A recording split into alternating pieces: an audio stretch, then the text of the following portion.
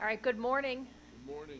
I'd like to call to order the Business Management Committee meeting on Thursday, March 26th. We are running a little behind. It is 9:46 a.m. First up, the approval of the minutes from last committee meeting. Could I get a motion and a second?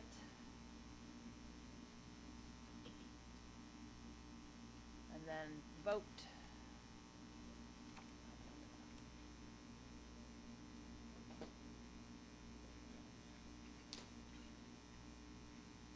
All right, the minutes have been approved.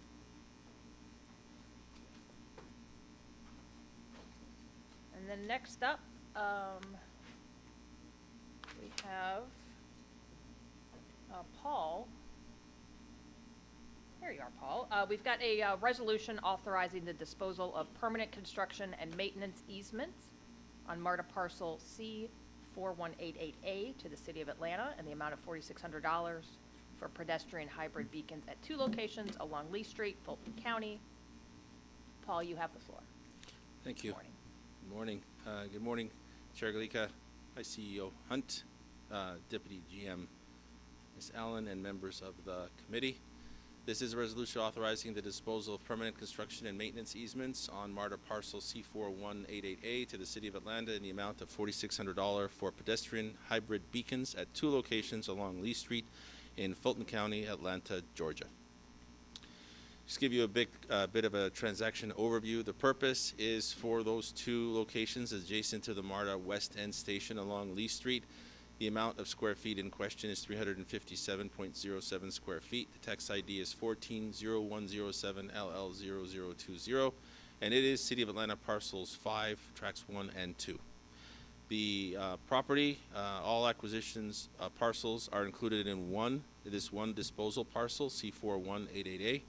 It is an easement agreement in the amount of $4,600 to allow for permanent construction and maintenance. The history of these parcels, S050 through S057, which were 206,254 square feet or 4.73 acres. They were acquired back in June 21st, 1983 for $1.3 million. There is an FTA interest under GA 030023 of 77%.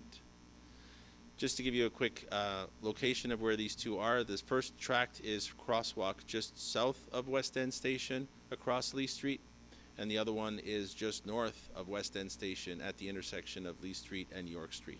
Again, the amount of square footage in question is just to be able to permit the landing on MARTA property of the crosswalks for the beacons.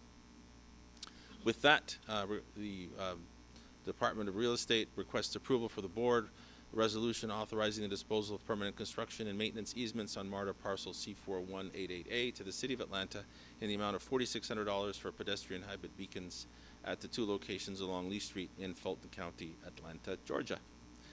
I can take any questions. Thank you. Back over to you. Thank you. Can I get a motion? And second. Are there any questions?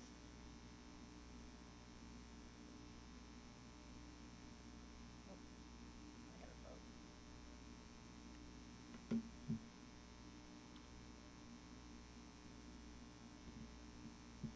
All right, the resolution passes. Thank you. All right, next up, we have Tyson Morris for the next resolution.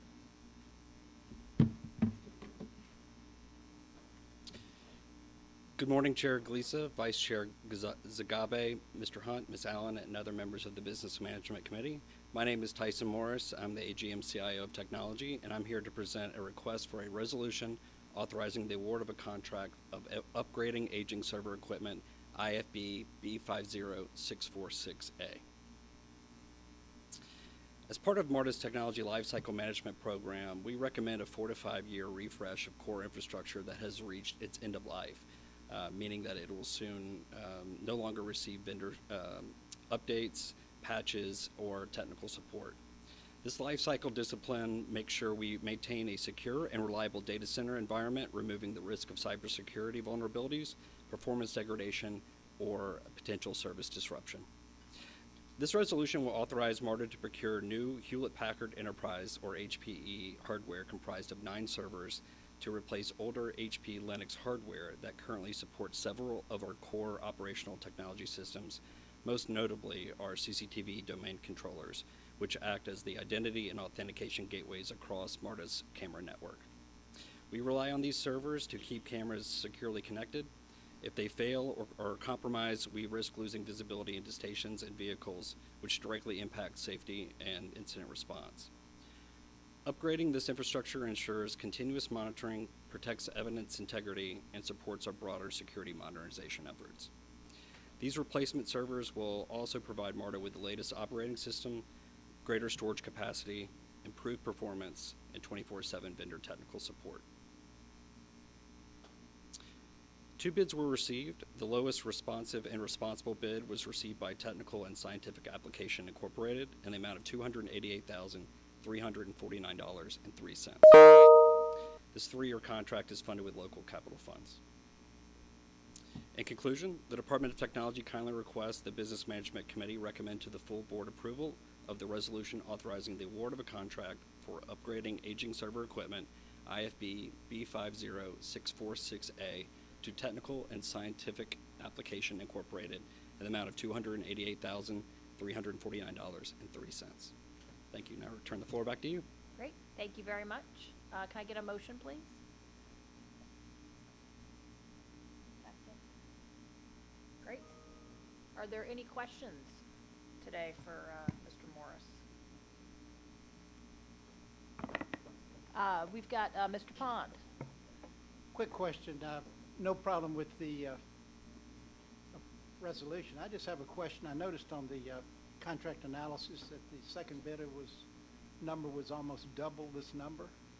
And sometimes, from a business background, you pause thinking when you get that big a variance. Or Right. someone just throws out a big number. I would assume that they went through the process to be sure these people are providing what you want for that number. So. That's a great question, Ms. Holland. I don't know if you have any context to the responses. And it isn't a huge number, I know, compared to your whole program. But it's a great clarifying question. Sorry. Good morning, Mr. Pond. The independent cost estimate done by the department was less than what this lower bidder submitted. We did submit the bid documents to the department to do a responsibility determination. They came back and said they were responsible. We did not go back to this next bidder because we did our due diligence with the awardee or the potential awardee. So we No, did that's not. fine. I just think when you have 2 numbers and they're so far apart, you pause to think through Yeah. what you find. So. Yeah, I understand. The reason we didn't, because the estimate done in-house prior to going out for bid was less than even what this bidder came back with. I'm good. Just All right, Rod, you're up. Yeah, my question has to do with, this is for the purchasing of this equipment, but what about the installation and the service guarantee for all this to happen once we make the transition? Is that a part of this cost of procurement piece that you have? As far as installation goes, my team will install and configure and do all that sort of stuff. And then the responsibility of the technical support and licenses and everything else goes to the vendor for this duration of this contract. Okay, all right, thank you. Mhm.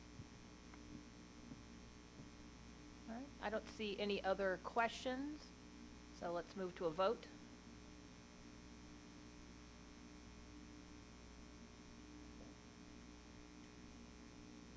Resolution has passed. And Mr. Morris, you're up next for another one. All right, I'll stay here. Thank you once again. I'm here to present a request for a resolution authorizing the award of a contract for uninterruptible power supply, UPS, data center rehabilitation, Candler Park, IFB B50784. Sorry, moving forward.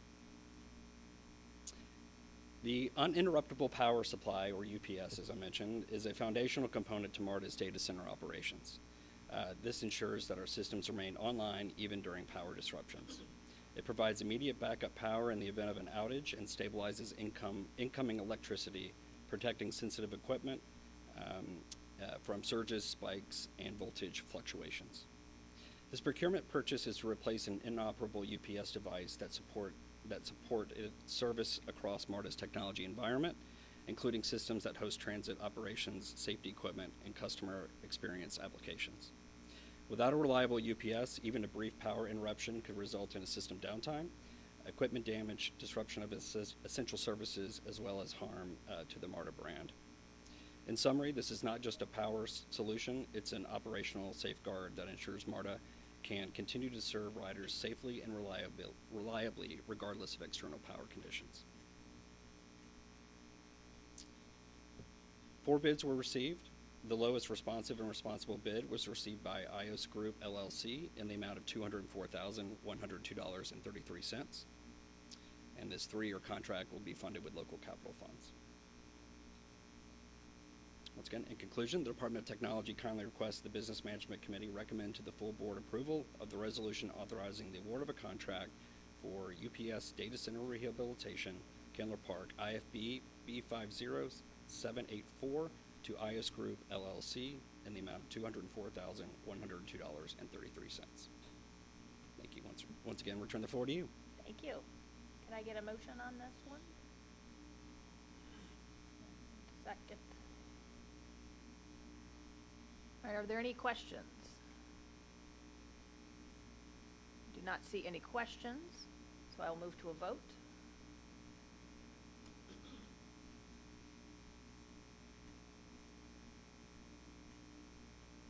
All right, the resolution has passed. Thank you very much. Thank you so much. All right, we had 2 other matters for just information only. There was a letter of intent to utilize the state of Georgia contract to procure mobile broadband unlimited service with AT&T. Second, there was a fiscal 26 January consolidated financial highlights and financial key performance indicators, also for information only. And this concludes the Business Management Committee for today. Thank you.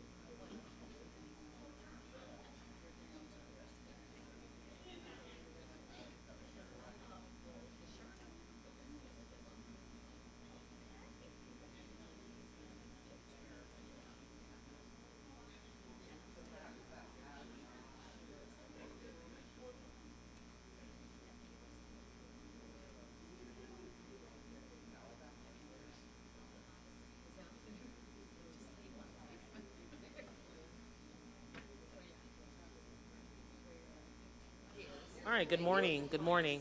I will now call the Planning and Capital Programs Committee meeting to order. Good morning. First, can I get an approval of the February 26, 2026 Planning and Capital Programs Committee meeting minutes?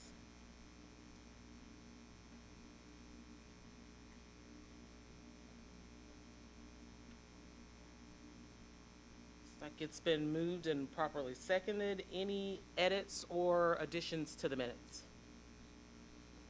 Seeing none, please vote.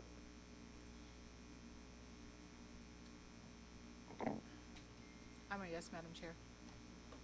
Okay.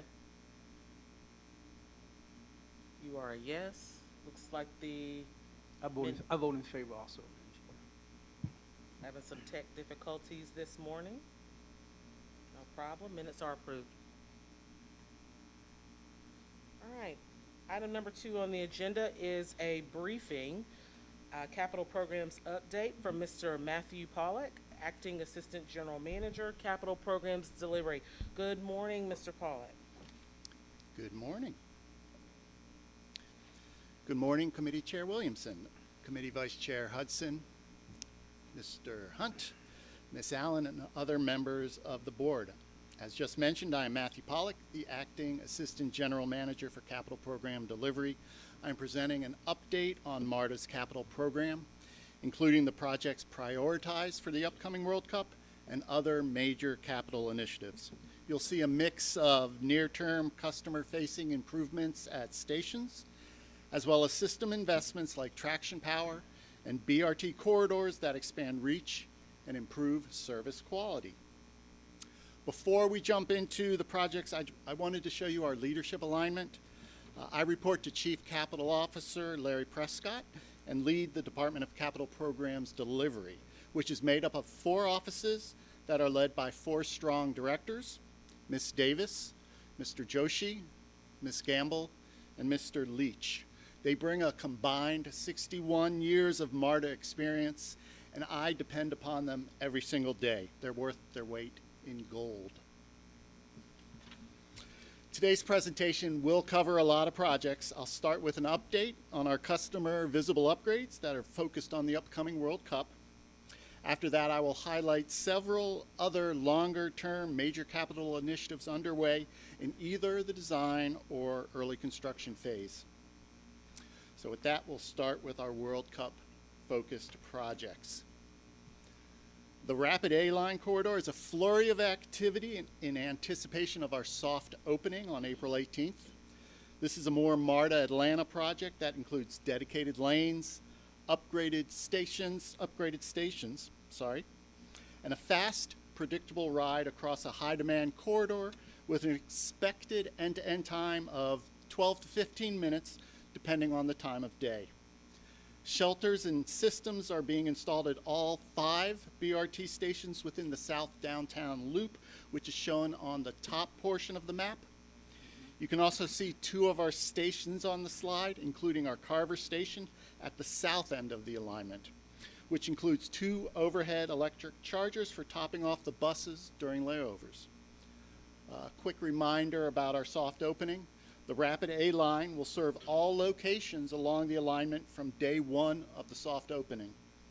The Downtown Loop and Carver Station will be fully sheltered stations, and temporary curbside stops will be in place in locations along Hungarian between the Downtown Loop and Carver Station.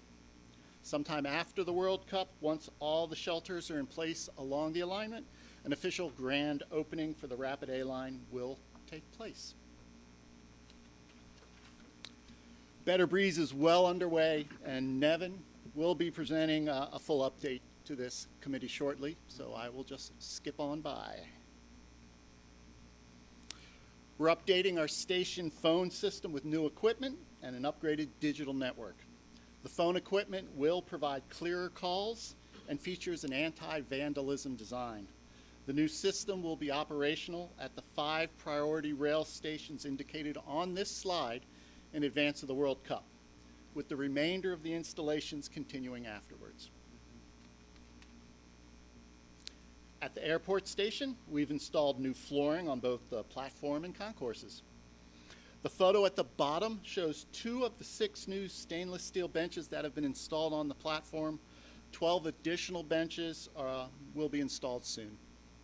The photo on the right shows our new second elevator between the concourse and the platform. It will be open for passenger use ahead of the World Cup. A new ride store is being constructed, and additional CCTV cameras have been installed within the station and the ride store to provide increased protection for both passengers and staff. Five Point Station is getting a substantial refresh across both the north-south and the east-west platforms. The photo on the top right shows the Eisenman facade from approximately 1901, which was salvaged as part of the original station construction and has been refreshed under this project. Overall, the rehabilitation project has created brighter platforms for safety and visibility, along with improved comfort with new passenger seating and high-volume fans. Separate from the station rehabilitation, the 5 Points Transformation Project deals with the plaza level deconstruction, demolition, and future build back. Significant temporary structural steel has been installed, such as shown in the 2 lower photos, to create working structures and the crane support for the deconstruction effort, and to protect the rail platforms from the work above. To date, over 5,000 tons of concrete have been removed from the site, and there's still a lot of deconstruction and demolition remaining before the project can pivot to building the new plaza and canopy. At Garnett Station, the new flooring has been installed at the street and platform levels and is nearing completion on the upper concourse, which is shown in this photo. We will start receiving our new perforated metal panels shortly, and we'll be replacing the old windscreen panels at the street and platform levels ahead of the World Cup. The photo on the bottom shows a rendering of the Garnett Entry Plaza beautification work that is being provided by the Atlanta Downtown Improvement District and South Downtown Atlanta. A significant amount of work has already been completed at Indian Creek Station, including new flooring and new lighting, and restoration of the wood barrel roof, all of which can be seen in these photos, along with the new backlit MARTA sign. At this time, we are working on a plaza walkway that will connect the new pedestrian bridge to the station entrance. At Peachtree Center, work has been underway for about a month and is focused on cleaning and sealing the floors and walls, painting the walls to brighten the station entryways as seen in this photo, repairing tiles, and installing a new smart restroom. This station, formerly known as our Dome Station, is now the Sports, Entertainment, and Convention District Station. We've completed station renaming and signage updates, replaced the roof to mitigate leaks, installed fencing to prevent roof access, and have a new smart restroom in place. The photo on the right shows an example of the former condition of the station before the roof was replaced. Vine City was our last focused station to get under construction, with work kicking off on March 16th. These photos were all taken before the work started, and as you can see by looking at the bullet points, we have a lot of work to get done. By the World Cup, the station will have brighter lighting, safer walkways, and a refreshed look throughout. For World Cup wayfinding, we're designing and installing temporary signage at 17 stations to help visitors navigate with minimal friction. The signage will be placed on floors, walls, and other surfaces, and will allow our transit ambassadors to spend more time interacting with our passengers and less time simply directing them. Around 5 Points, to minimize the visual impacts of the 5 Points transformation construction, we're installing a perimeter fence or scrim using a mural specifically designed for the World Cup by Atlanta Falcons and Atlanta United in-house muralist Vera Ziegler. The photo on the bottom left shows a small section of the overall artwork, which depicts Atlanta's transit lines and city icons, along with landmarks, landscapes, and moments in time. Now we'll switch over to some of the broader capital portfolio. For the Rapid B line, our South Lake BRT, which will travel southwest out of the airport, our final design is underway. We've been working directly with the airport in the development of the busway alignment into the airport terminal station and have received a letter of support from Hartsfield-Jackson's general manager. The project received an FTA medium-high rating for FY26 and has been earmarked for $60.9 million in potential capital improvement grant funding. Earmarks are not guaranteed, but it's a strong signal. Design is scheduled for completion in early 2028, and revenue service is currently forecast for 2032. Our Rapid C line, Campbellton BRT, has promising momentum. We've officially received a medium-high rating from FTA in the FY 2026 annual report, a major step towards small starts grant eligibility. Our final design contractor is on board and underway. We're advancing the corridor design with a flyover bridge from Greenbrier Mall to Barge Road to sustain transit-only lanes and include parallel pedestrian access. We're targeting mid-2027 for completion of final design. Public engagement continues, including neighborhood planning unit briefings and a community leaders roundtable event that was held this past November. Moving forward, we will continue to engage the community as the design progresses. Our first arterial rapid transit project running along Cleveland Avenue and Metropolitan Parkway is getting ready to kick off construction. The builder is BRTU Construction, a Georgia company based in Forest Park. Arterial rapid transit alignments run along mixed-use traffic corridors, as opposed to bus rapid transit alignments that include bus-only lanes. MARTA's ART projects include upgraded stops with shelters, as shown in this photo. We will be installing 53 shelters, all with real-time arrival screens. The route itself runs approximately 20 miles, running in mixed traffic lanes, but taking advantage of transit signal priority implemented by GDOT when crossing 40 signalized intersections, so buses get more predictable movement through traffic. Frequent priority bus service on high-demand corridors feeding and connecting our rail lines. This slide, while not showing the extensive bus service delivered by MARTA, shows where our new modes of transit, the ART and the BRT, are delivering even faster modes of service to connect with and complement our existing rail service. This map shows the projects that I just mentioned, which are located within the city of Atlanta and to the south. That doesn't mean that all of our efforts are in that area. In fact, our expansion effort spans the entire MARTA service area. While I'm not going to highlight these projects today, this slide shows additional expansion and service enhancement projects that are within MARTA's Department of Capital Programs delivery. Switching over from expansion to reliability, our traction power substation replacement program is underway and moving forward. MARTA's traction power substations supply the electricity that move our trains.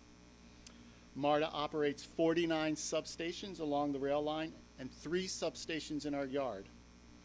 MARTA also operates 16 gap breaker stations that serve as switching and isolation facilities, enhancing both the reliability and maintainability of the overall rail network. Wave 1 replaces priority locations in our downtown core. 2 traction power substation sites at 5 points, 1 each at Midtown and Candler Park, plus a gap breaker station near the Ashby Tunnel.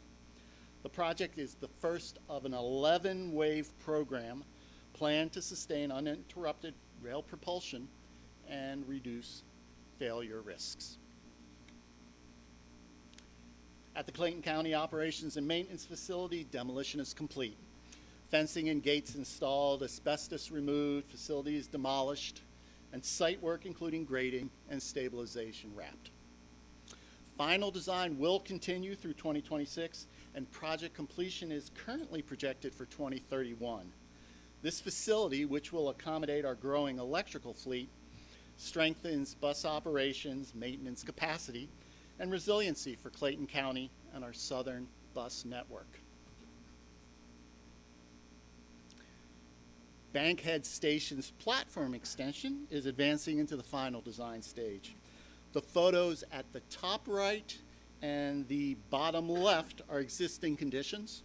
The overlay drawing on the lower right shows the revised design concept, with the platform extending north behind the existing platform and a new bus loop on the east side of the station, bringing improved circulation and access on both sides of the station. We look forward to both completing the final design and starting the construction in 2027. That's the overview: World Cup readiness, station enhancements, reliability programs, and strategic expansions across ART and BRT. I thank you and return the floor to you, Committee Chair Williamson.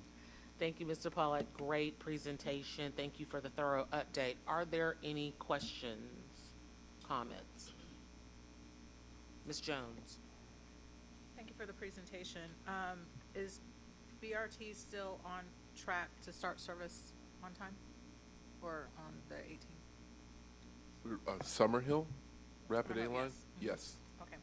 And then which segment of the ART project, the Cleveland Metropolitan, is slated to start first, construction first? When does Cleveland start its construction? We're looking at next month for the kickoff of construction. Which segment are you? It's the east-west, I'm sorry. Cleveland. Cleveland Cleveland, Avenue. thank you. The Okay. Cleveland Yep. Avenue. Thank you. Mr. Frierson? Yeah, great information.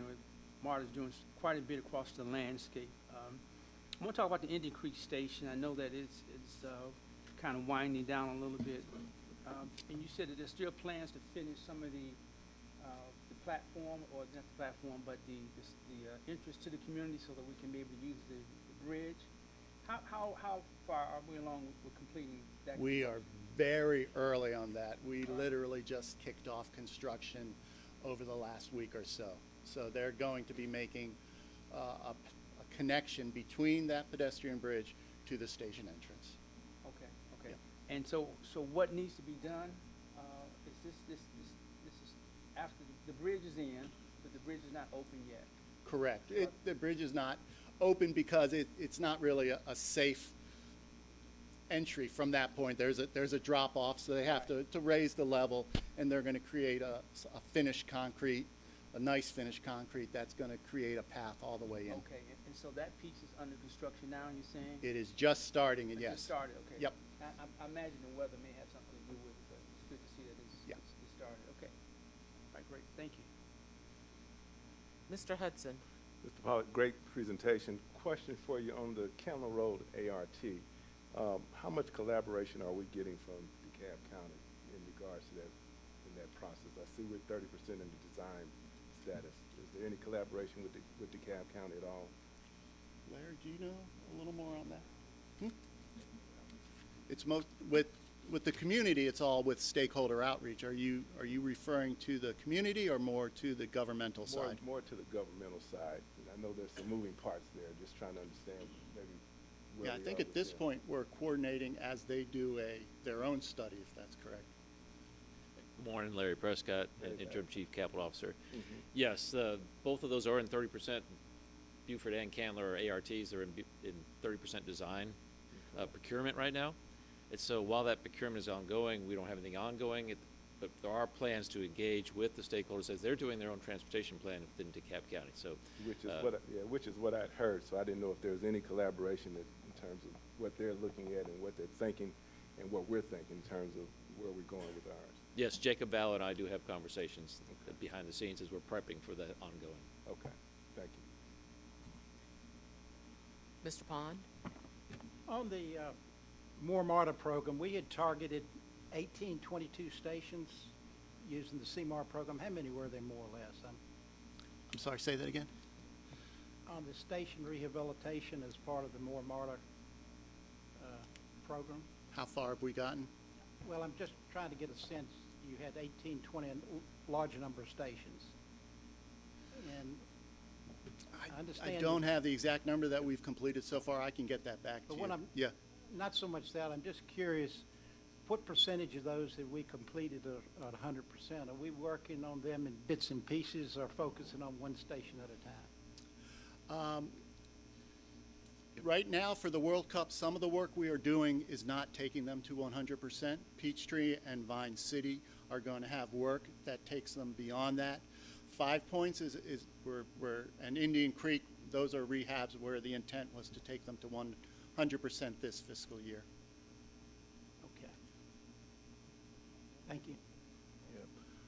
So with our station rehabilitation program, Mr. Pond, we're going to get to a point where we have our, in addition to the city, but our own construction moratorium to focus on World Cup, easy for me to say, and then we're going to pick those back up and complete those stations that are partially stopped, and then we're going to continue on with the full station rehabilitation program, touching all 38 stations. Hopefully I answered your question. And Ms. Jones? Yep, sorry, one more question. Well, actually not sorry, but how many of these power substations are part of the replacement program? The entire set is in the portfolio. Wave 1 is just covering those first 5 sites. Okay, thank you. Seeing no other questions or comments, thank you, Mr. Pollock. We appreciate the presentation.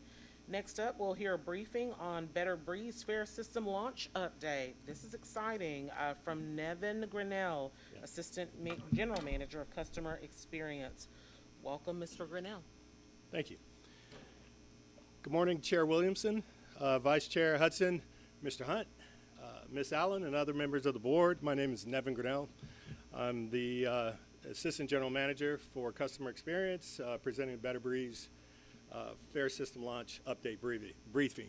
And I don't know if a few of you brave souls, when we went out to the station a couple weeks ago in the cold to take a look at the station.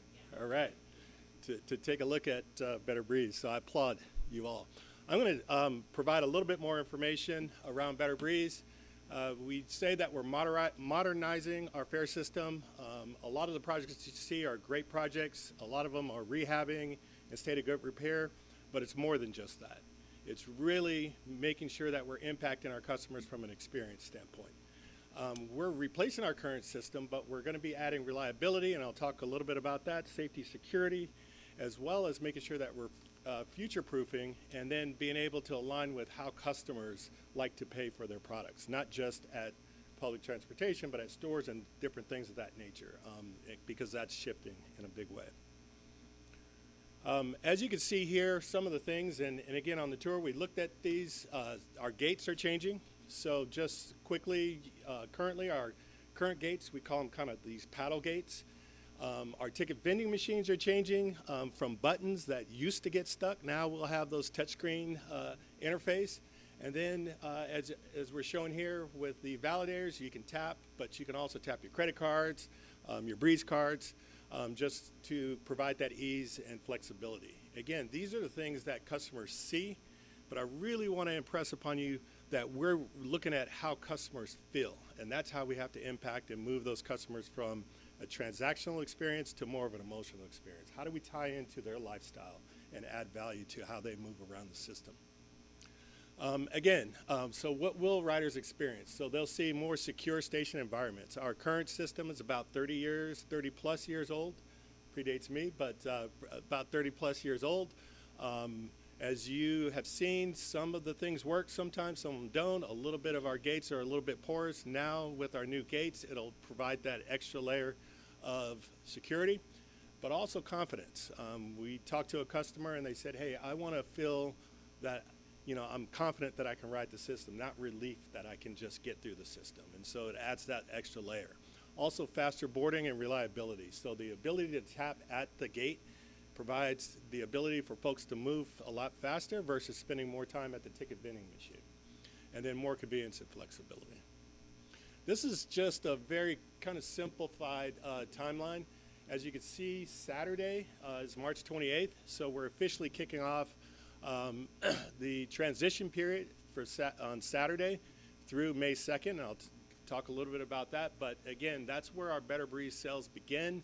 We're encouraging our customers to spend down their current balance, and so we want them to use their old balance where they can and use the old gates where they can. And then by May 2nd, we are going to make sure that all of our Better Breeze or new fare gates are closed. We want to encourage people either to use the new Breeze card or make sure that we're making them aware of all the other abilities to pay. And so based on their lifestyle and based on how they choose to pay, we have those options available for them. And then as we gear up for World Cup, we'll continue our construction and transition. And then between May 5th and October 31st, while we're encouraging all folks to spend down their balance, we'll be able to provide a transfer balance for those individuals. So moving folks from the old Breeze system into the new Breeze system. So there's one caveat to that. And why are we making that transfer? Because I got to step back a little bit and get under the screen here. But just to ensure that our old system is not compatible with our new system. And matter of fact, I would say we're the only ones in the country that are changing the back-end system as well as our hardware. And so that's a pretty dubious task, but we want to make sure that we're thinking about our customers and trying to make this as frictionless as possible. So we're providing, again, the transfer balance for about a 6-month period between May 5th and October 31st. And then we'll continue some of the deployment after World Cup with some of the continued stations, but then also adding fare box on all of our new fare boxes on all of our buses. A couple other things, again, for the technology, our app, and just heard today that we are definitely going to have our app in the App Store, Google Store, and Apple Store for the 28th, ready to go.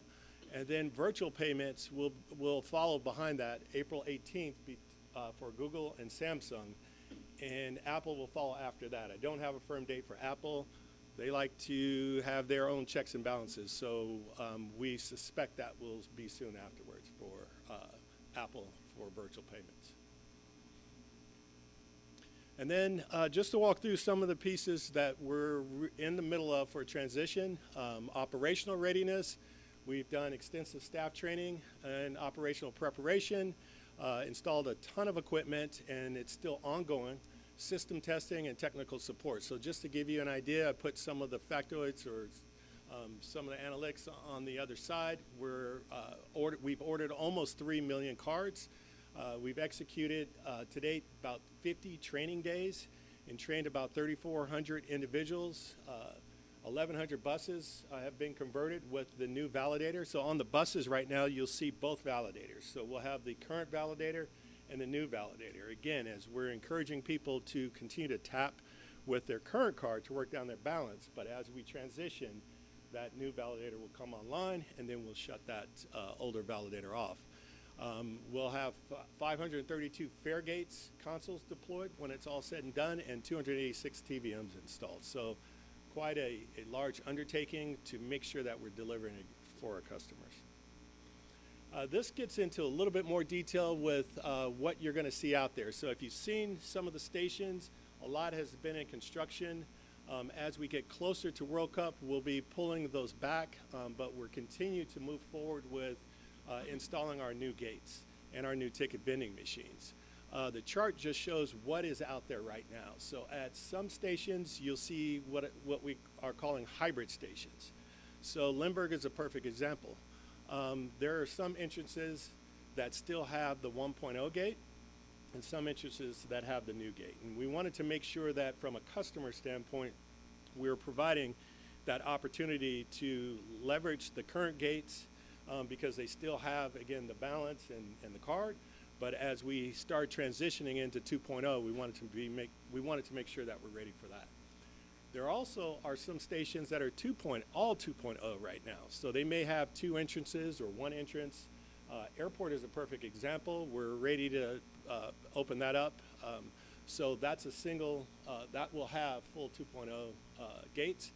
And then there are still some outliers that will have the 1.0, and those are a little bit last on the list because we're trying to get through our full system. And so those are in line, but last on the list. And then our bus validators, as I mentioned, will have the current and the new bus validators. They're on our buses side by side. So as we're continuing to launch, we will, during this time frame, make these open so that folks can walk through pretty easily. Again, like any construction site, there's a little bit of friction, and so we want to make sure that we're easing that pain and allowing people to go through, but we're also encouraging that people still tap. And this is not uncommon in the past, in some of our past events, so that we can have good flow through. We've opened the gates and still have people, encourage people to tap. And we will have ambassadors out there to engage with our customers on an ongoing basis. So that's our March 28th through May 2nd. May 2nd, all of our gates that have the 2.0 will be closed. We'll shut down the older TVMs if they're still out there. But again, we're looking to migrate everything to the new Better Breeze system. And we'll be encouraging, and people must have a Better Breeze card or be prepared to tap with the credit card, smartphone, watch, or any of those things to engage with the new Breeze system. And then, as I mentioned, for May 5th through October 30th, we'll provide that transfer balance. We're working on the technology that will make it easy for our customers. We also have our customer service for those that might be a little bit less technology inclined, so that they can either serve them on the phone or through the store as well. From a support standpoint, we are dialing up our support, but not just for Better Breeze. We want to make sure that all of the projects, and you heard about a lot of the exciting projects that Matt talked to, but the projects leading up and into World Cup, that we have the support that folks are looking for from a customer service. So we've identified, our customer service standpoint and our ambassadors. So starting Saturday, I and my team will be out there engaging with the public, and then as we work through and tie in with the events and the projects going forward, we'll have ambassadors in full force out there to engage with our customers and make sure that they're fully informed on what they need to do, how they can move through the system. And again, we just want to make sure that it's easy for them. From a marketing, with the transition, again, marketing, we have our social media, website activities, some of our traditional marketing on our buses and rail as well, and then also the teams have been out in the communities. Again, tying in, making sure that we're communicating the bigness of the effort, all of the efforts that we're actually doing. So Next Gen, and Better Breeze. So we've been out in the community talking about these items, making sure that customers are well aware. This goes a little bit deeper though, because from a marketing standpoint, we can put together a shotgun approach, but this makes it a little bit more of a rifle approach. So we wanted to understand each of our customers. So for example, our reduced fare customers, we're developing a mailer program. Right now we're printing cards for them. We have that database. And so we had reached out to them just to verify their addresses. And so we are printing cards right now as we speak with the mailer and with that information to update their cards and get that card out directly to them. For occasional riders and visitors, so for those folks, it may not make sense for them to download the app. So we have advertising that talks to the credit cards and how they can tap at the fare gate. So again, as we look at the different rider segments that we have, we want to make sure that we're talking directly to them so that they can take advantage of how they pay. And then also our regional partners. We've tied in with our regional partners. We had actually the regional buses here last week or maybe 2 weeks ago. Again, we continue to make sure that they're in the loop, obviously, because we want to make sure that the region is locked and loaded so that as we work through this transition, it's as smooth as possible. And then, as I said, what does success look like? Again, making a smooth or frictionless rider experience, minimal disruption as much as possible. Again, this is a big undertaking, but providing reliable equipment and a positive rider experience. But I go back to how are we making our customers feel? And that's the part that we really want to make sure that we're tied into. And then lastly, this is kind of a peek under the tent. So this will happen late fall, but we're gearing up to launch our cards at retail. And so if you've seen at any CVS or grocery chain, you've seen kind of the Christmas tree with the gift cards.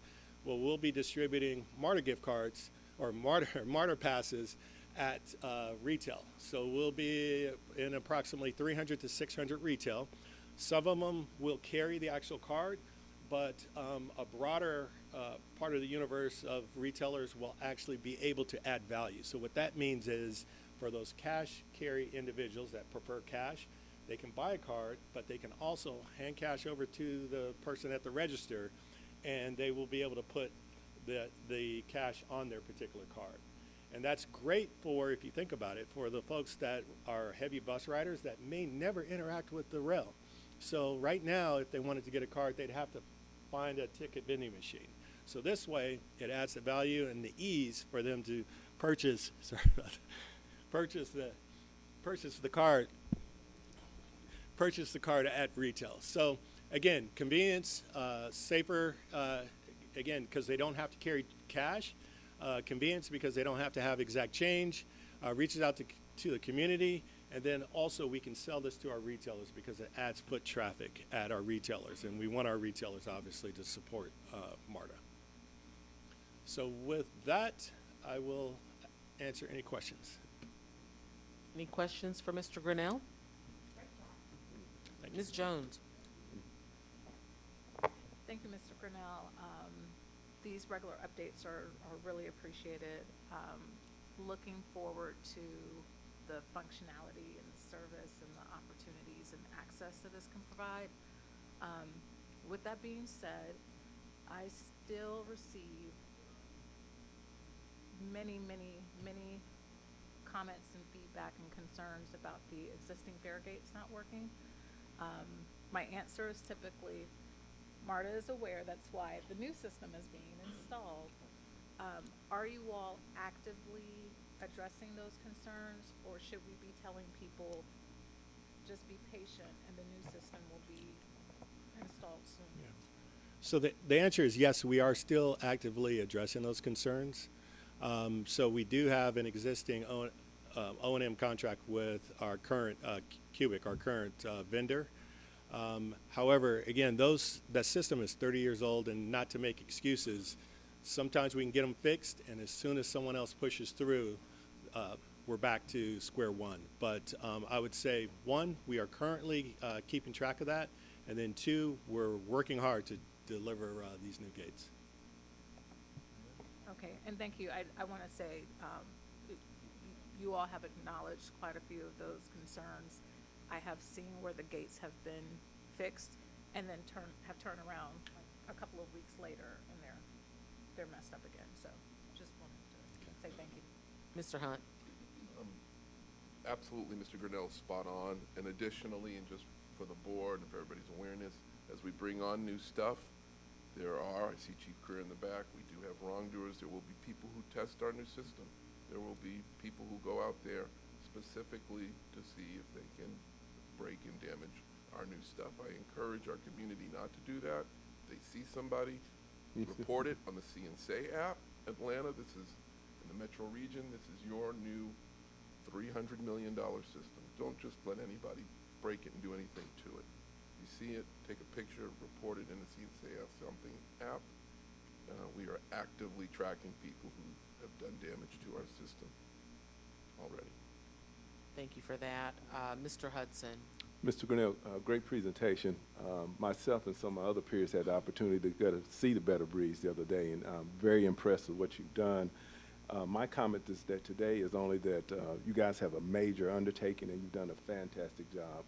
And like Sajay, I'm looking forward to seeing it being rolled out. I'm getting comments back from social media people and also from my community of how forthcoming we are with what's coming up. So I just wanted to tell you guys you're doing a fantastic job. I wanted to say it publicly so that other people would know that we appreciate your efforts over there. Thank you very much.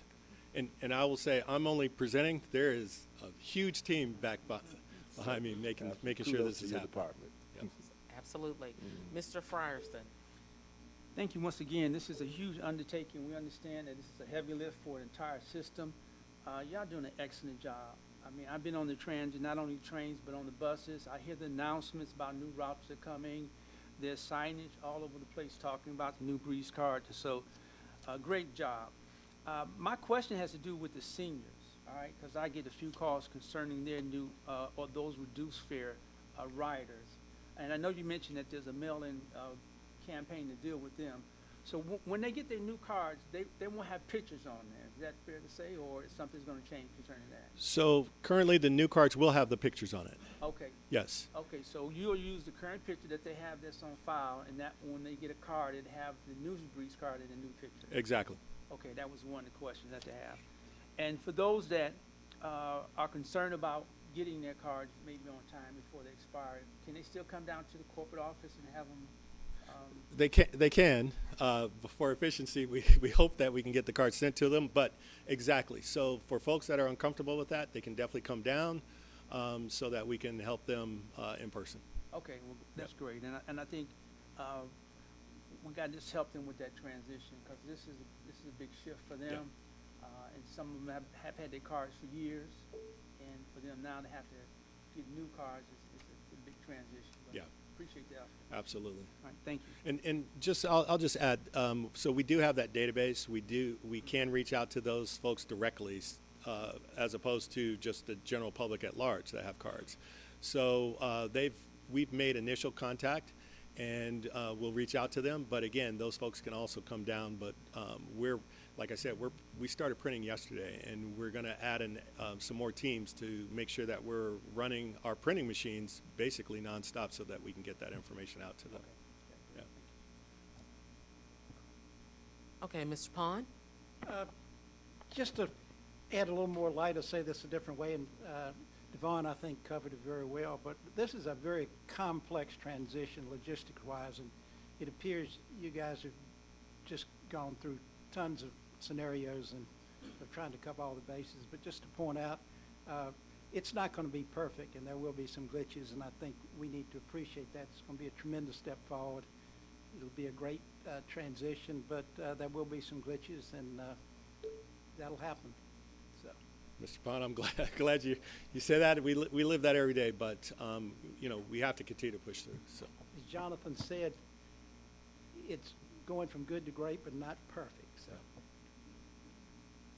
Well, thank you all for the hard work you've done. It's really shown here today. Thank you for the excellent presentations, both you and Mr. Pollack. And with that, do we have any other matters for our committee? Seeing none, meeting adjourned.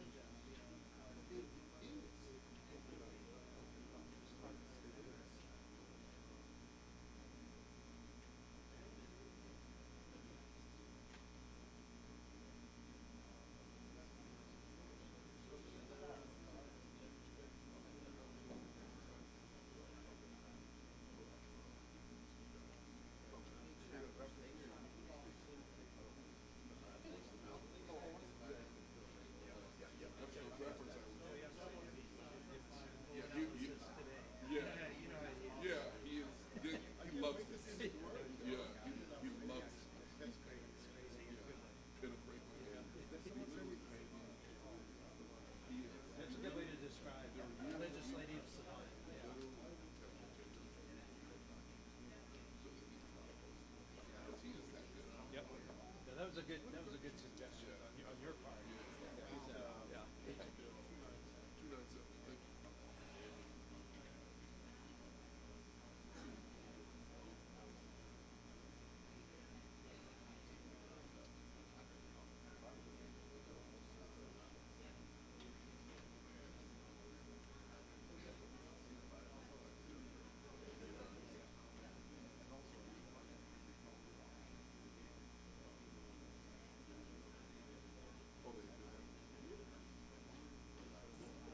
Hey, good morning, everyone. I hope everyone's doing well today. We're going to get ready to start the Operations and Safety Committee meeting.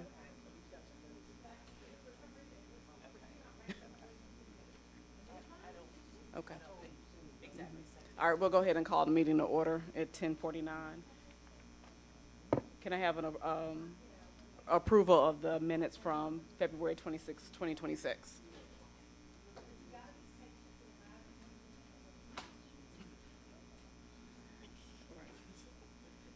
Bueller. Okay, all right. Can I get a motion? Okay. It's not pulled up on my screen, so, the minutes.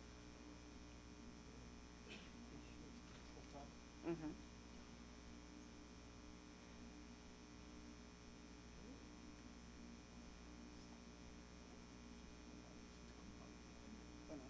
It's not pulled up on the screen. Oh, it's over here.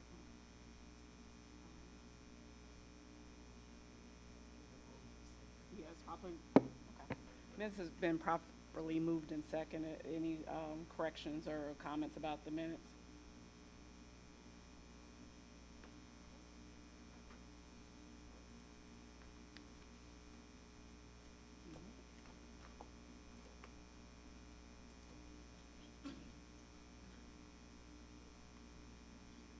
Okay, all right.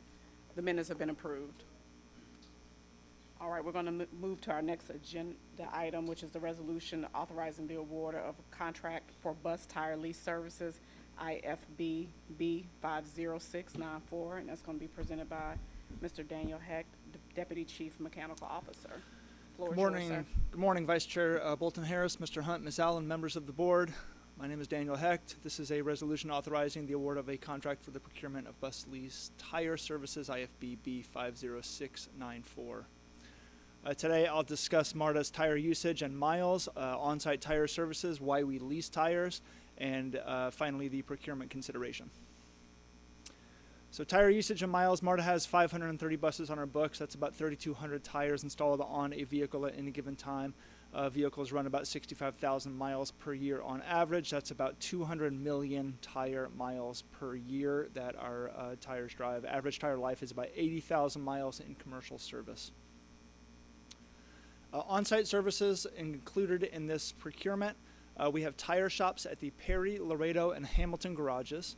This contract includes full service removal, mounting, and installation of wheels and tires, the proper disposal of worn and damaged tires, and tools for installation and repair along with the staff to do so.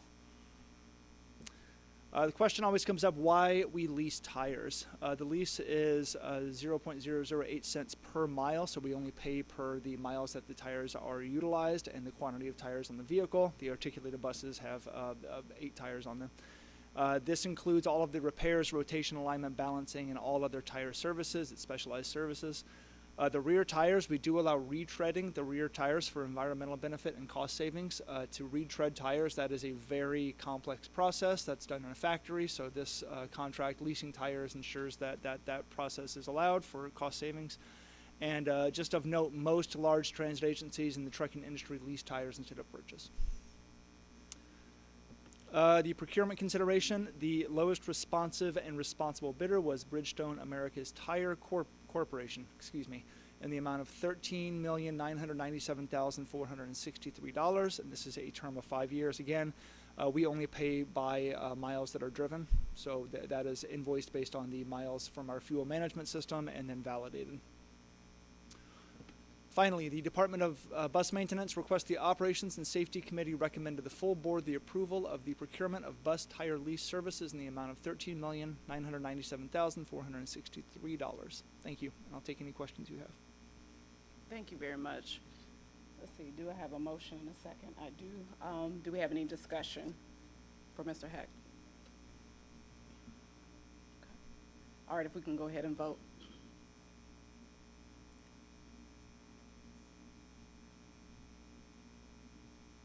Okay, the motion is passed. Thank you.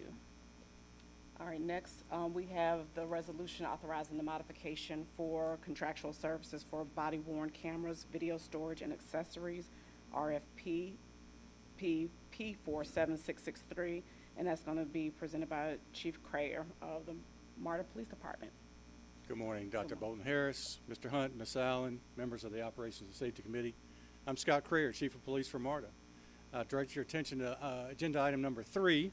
This is a resolution authorizing a modification in contractual services for body-worn cameras, video, accessories, and storage, P 47663. Not as exciting as tires, but I'll try to make it.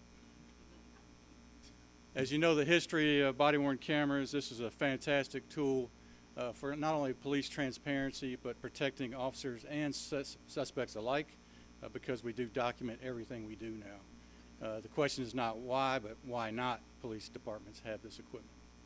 MPD currently has a contract with Axon for body-worn cameras, video storage, and the accessories. It was modified back in 2025, and that contract expires in 2029.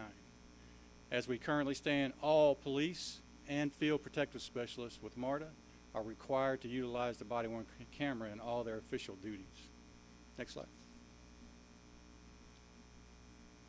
The device you see on the screen is what's called the signal sidearm. That's attached to the officer's holster, and that activates their body-worn camera whenever they do draw their weapon, so they don't have to be reminded to hit that camera if they need it.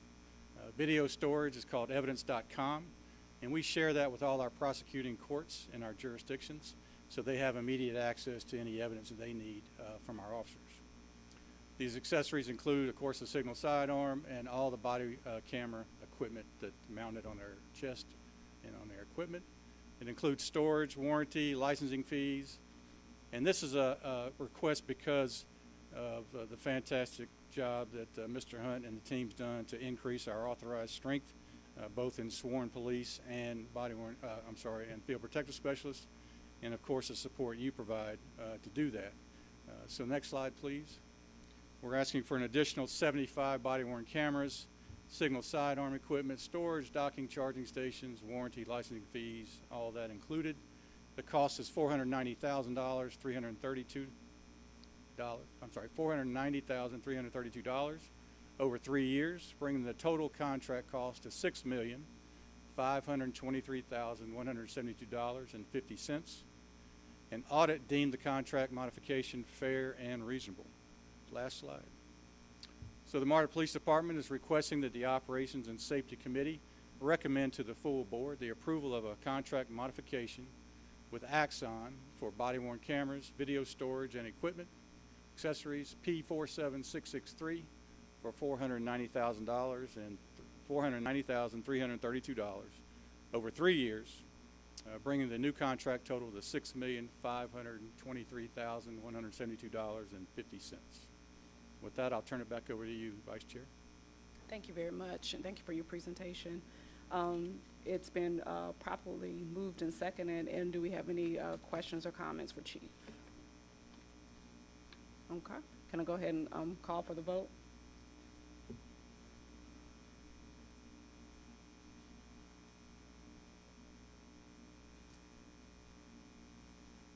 Okay, everybody vote. All right, it's passed. Thank you very much, and I know Chief Carrera will stay up here and also be a part of this next briefing, KPI quarterly update, Part 1 crime rate, customer satisfaction, ridership, and he will be joined with Mr. Robert Goodwin, who's the Assistant GM for Research and Analysis. Oh, he's going to start first. Yep. Thank you. Thank you. Good morning, Vice Chair Bolton Harris, Mr. Hunt, Ms. Allen, and members of the Operations and Safety Committee. Once again, my name is Rob Goodwin. I'm Assistant General Manager of Research and Analysis. May I please direct your attention to agenda item number 4. Chief Carrera and I will be providing a quarterly update on MARTA's Part 1 crime rate, our customer satisfaction ratings, and our ridership statistics. And I will turn the lectern over to Chief Creer. Next slide, please. So MARTA reports out their Part 1 crime report every month, and the number of Part 1 crimes includes homicide, rape, aggravated assault, robbery, larceny or theft, motor vehicle theft, burglary, and arson. Those are all Part 1 crimes that are included in the FBI's Uniform Crime Report. And we base that on 4.15 crimes per 1 million unlinked passenger boardings. And as of that reporting period ending in January, as you can see, the officers, the men and women of the MARTA Police Department are working their tails off. That's at 1.47, the last reporting period in January, compared to our baseline of 4.15. And again, that's just a testament to last year's dedication to saying, you know, we're back to basics and we're going to fight crime. So with that, I'll open it up to any questions that you have specifically about the numbers. We did wake up this morning. We're down year to date about 22% compared to last year. That's, again, a significant number. And I think we're on track to continue that trend throughout the year. This is great to see. This might be an apples and oranges question, Sure. but how does this track relative to the crime rate of like the larger metro or even within the city of what's happening outside of MARTA property? That's a great question because it does, I like to tell people that we don't work in a vacuum. We work in the communities that we serve, and their crime rate directly impacts our crime rate. So that's why we have all these operations that we work together in joint details. Like today, we're working with Zone 5 and Zone 6 in the city of Atlanta to address crime around the 5 Point Station in the Broad Street area. That's going on as we speak today. So we continue to do that because their crime rate really impacts what we look at. If you look at the city of Atlanta, DeKalb, Clayton's crime rates, we're all in line right now in the last year with reductions. As you see in the media, there's significant reductions in Part 1 crimes throughout the country. But, you know, that can change overnight, but we continue to battle it. Okay, I had seen that crime rates are down pretty much everywhere. I guess I was kind of wondering if our reduction is commensurate with that or if our reduction exceeds that, you know, just sort of. Ours is much lower. Exceeds the reduction that other Absolutely. places are seeing. Yes. Got it, thank you. I think Atlanta came in end of 25, around 8-9% down. We came in at 23. Got it, okay. Thank you. And Chief, just one other question, like these rates, it's a testament to what you are doing with your teams, and we definitely appreciate them. But for that rider who doesn't feel like the numbers match the crime rate, what would you say to that person? Yeah, Rob's going to show you that. I think in some of our customer surveys, the perception of crime is always a battle. And we get those emails almost every day about, I don't see a police officer, I don't see this, I don't see that. And, you know, we're continuing to increase our staffing levels to reduce that perception, because I think until people don't feel safe, they're going to have, you know, questions about riding MARTA. So although we can show this all day long, if they don't feel safe, we got to make better attempts at the perception, and that's a daily battle. Absolutely. Thank you so much, and thank you to your team. Thank you. Thank you, Chief Creer. So now we're going to turn our attention to MARTA's customer satisfaction rating. We collect this information through our Voice of the Customer survey, which I'll be telling you more about in the next agenda item, so stay tuned for that. Oh my gosh. Anybody?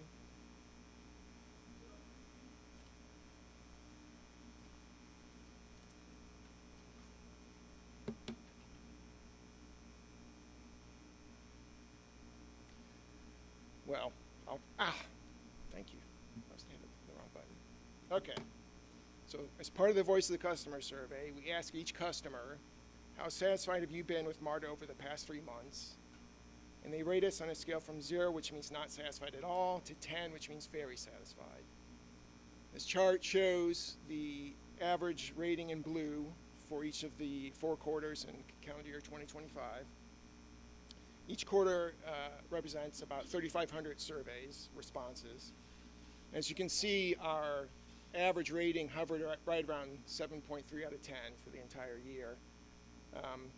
It's really not that surprising given that, last year we didn't really make any significant changes to our service that we would expect to move the needle here. However, as we all know, coming up in the next 6 months or so, we're making a lot of significant changes, better breeze, next-gen bus network, new trains, Rapid A line, station rehab, World Cup, all these things we expect and hope will move the needle on our customer satisfaction ratings. And so stay tuned for that.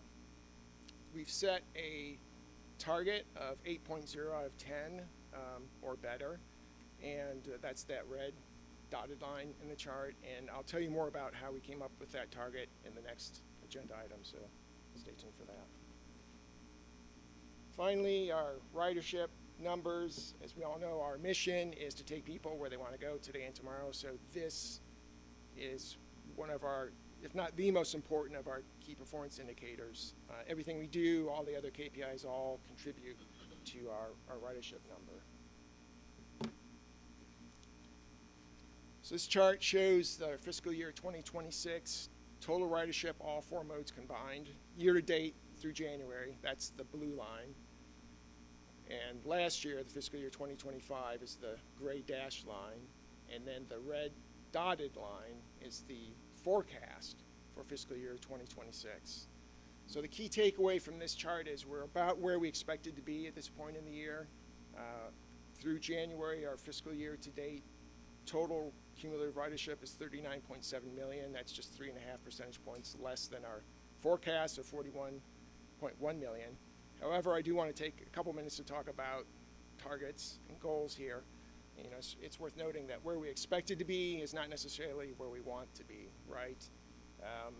The forecast, that red line, is based on historical trends and extrapolating those out into the future. So, for example, since our rail ridership was relatively flat for the past couple of years, we forecasted that rail ridership would continue to be flat this year, and indeed that's what we experienced. But obviously what we want is ridership to go up, not to be flat. So, so while this red dotted line is useful, the forecast is useful for developing the operating budget, so we have a good sense of how much passenger revenue we're going to be collecting. It's not an aspirational target, right? And we've not yet set that target, and there's a couple reasons why. One, it's very difficult to forecast or predict how changes we make are going to impact our ridership, other than if we add service or remove service or change our fares. Those are relatively easier to predict. But again, we have this great opportunity coming up over the next 6 months. We're making these significant changes in our service, so we'll be able to track how our ridership responds to that, and that will help us, inform us on okay, if we make these changes in the future, how do we expect our ridership to respond? And then, 2, we really need a better understanding of the market for who's currently not riding MARTA, but could, and is choosing not to, and for what reasons, right? What's the size of that market that we could tap into? Fortunately, we just completed a non-rider survey, and so the results of that research will help inform that about who's not riding and why, and hopefully help us identify ways to incentivize them and attract new customers through that. So with this information that we'll be collecting and have over the next few months, we should be able to set a more aspirational target, so please stay tuned for that. And then one final note about this chart, you see the jump in January, the blue line jumps up. That's actually due to a change in our methodology for how we track our rail ridership. Traditionally, we track our rail ridership using the TAPS, Breeze and Breeze mobile taps at the fare gates, but as Nevin talked about, we're replacing these fare gates, and as we've been doing that, we've noticed a marked decrease in the taps. The data are just not reliable at this point in time, so we've switched, starting in January, to collecting manual counts of passengers on a statistically valid sample of rail car trips, and we'll continue to do that until the Better Breeze is fully deployed. Just wanted to note that. And with that, I thank you for your attention, and I turn the floor back over to you, Vice Chair Bolton Harris. All right, thank you for the presentation. There's a lot of good work going on here. Does anybody have any questions?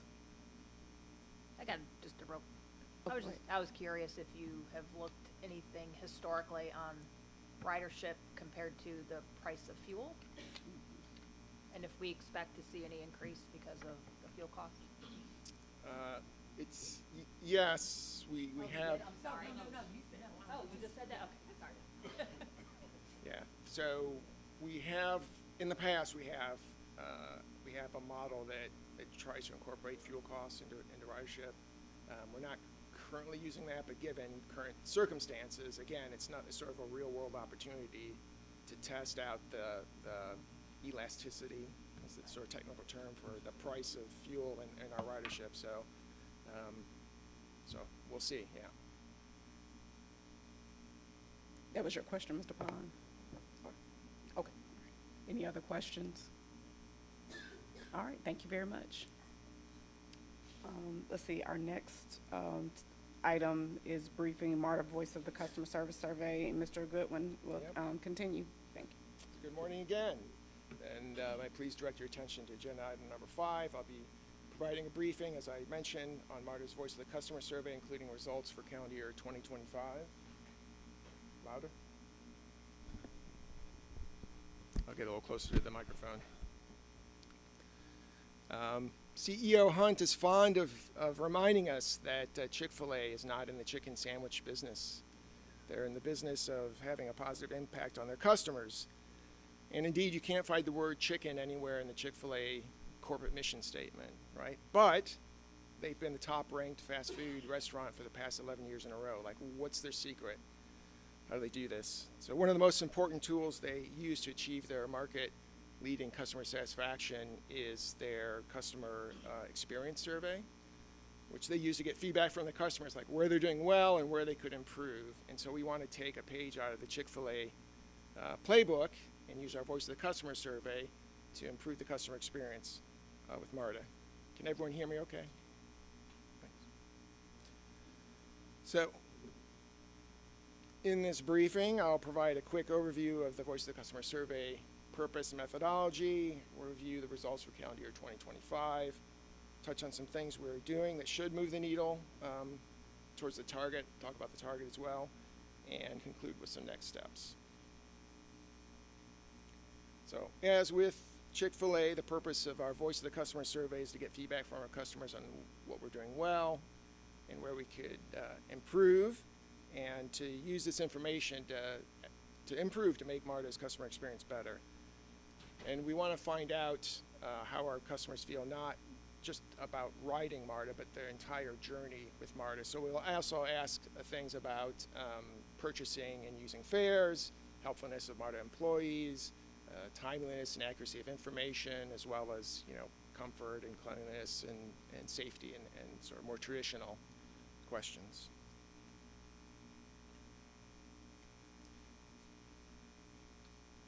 So we get this feedback by distributing paper surveys to people as they board buses and trains, and we collect them when they get off the buses and trains. The survey includes 105 separate items that we want them to rate us on, which is obviously way too many items for one survey. It would take way too long, so we split those up into 5 separate forms of about 20 items each, and these forms are handed out at random. So one person could get on the bus and get Form 1, the person behind them may get Form 5, but that's how we get all this information over time. In 2025, we collected almost 14,000 surveys, about 2,800 surveys performed, and also this is a screenshot of what, there's actually 4 sides to this, so this is 2 of the sides, but each form provides this box the arrow's pointing to. It's open opportunity for our customers to tell us, give us suggestions on how we can do better, and we got about 8,000 suggestions last year,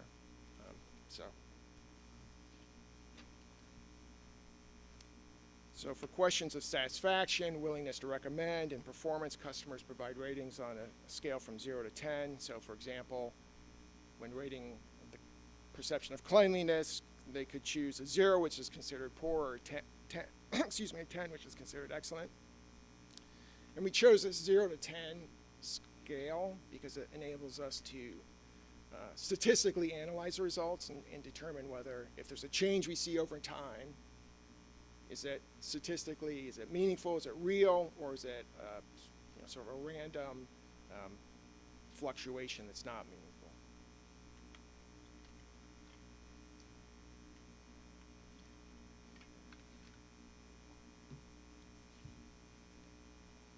All right, so after we collect the ratings, again, there's 105 separate ratings. We group them into 17 separate themes, which we call key experience indicators. Each key experience indicator has about 6 of these items within it.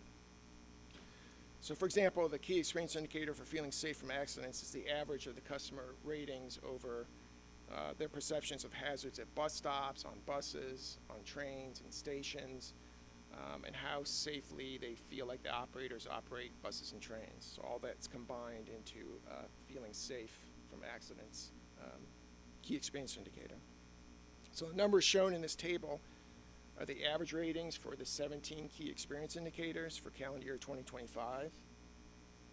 The key experience indicators for safe, clean, and reliable service, which are denoted by the red arrows and which are our strategic priorities, were unfortunately all in the lower half of this table.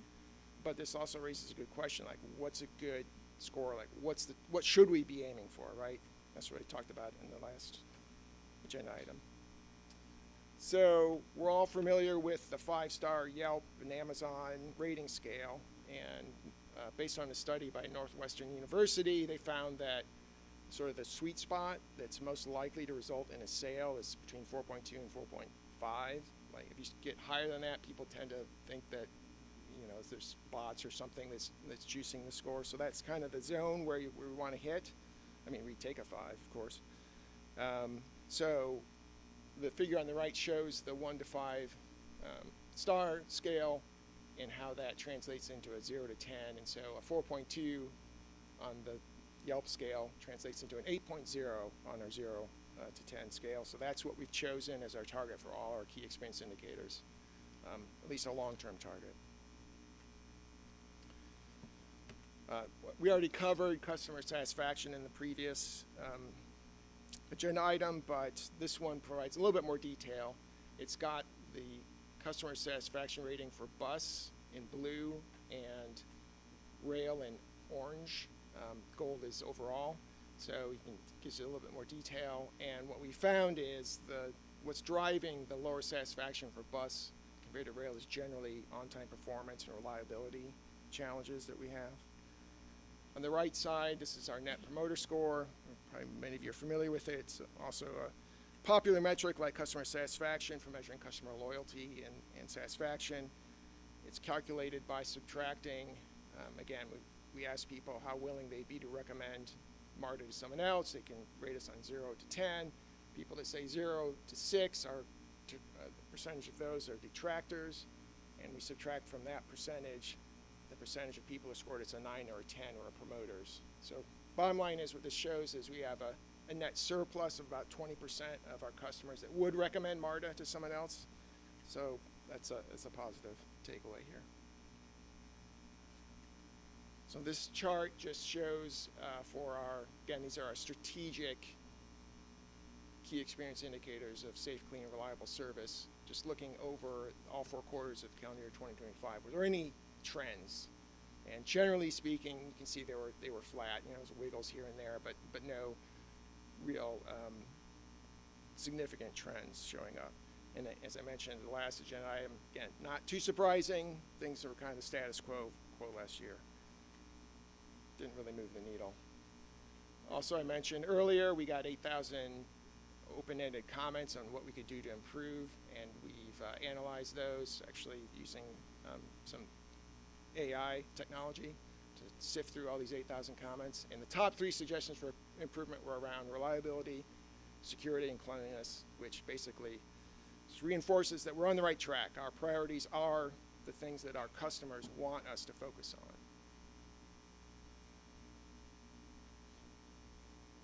So, again, I mentioned this before, we got some big things coming up that really should move the needle in terms of satisfaction, and our ratings is what we're hoping for. You know, I don't need to go through this list again, you all are aware of it. So, but based on all these things that are coming out, we're setting some near-term targets for improvement for some of these ratings that tie pretty directly to those projects that we're rolling out. And the goal is to see an increase over about 6 months of at least 0.5 points on personal safety on trains and in stations, bus and train cleanliness, frequency of bus service, and on-time performance of bus service. And we've chosen a 0.5 target for 2 reasons.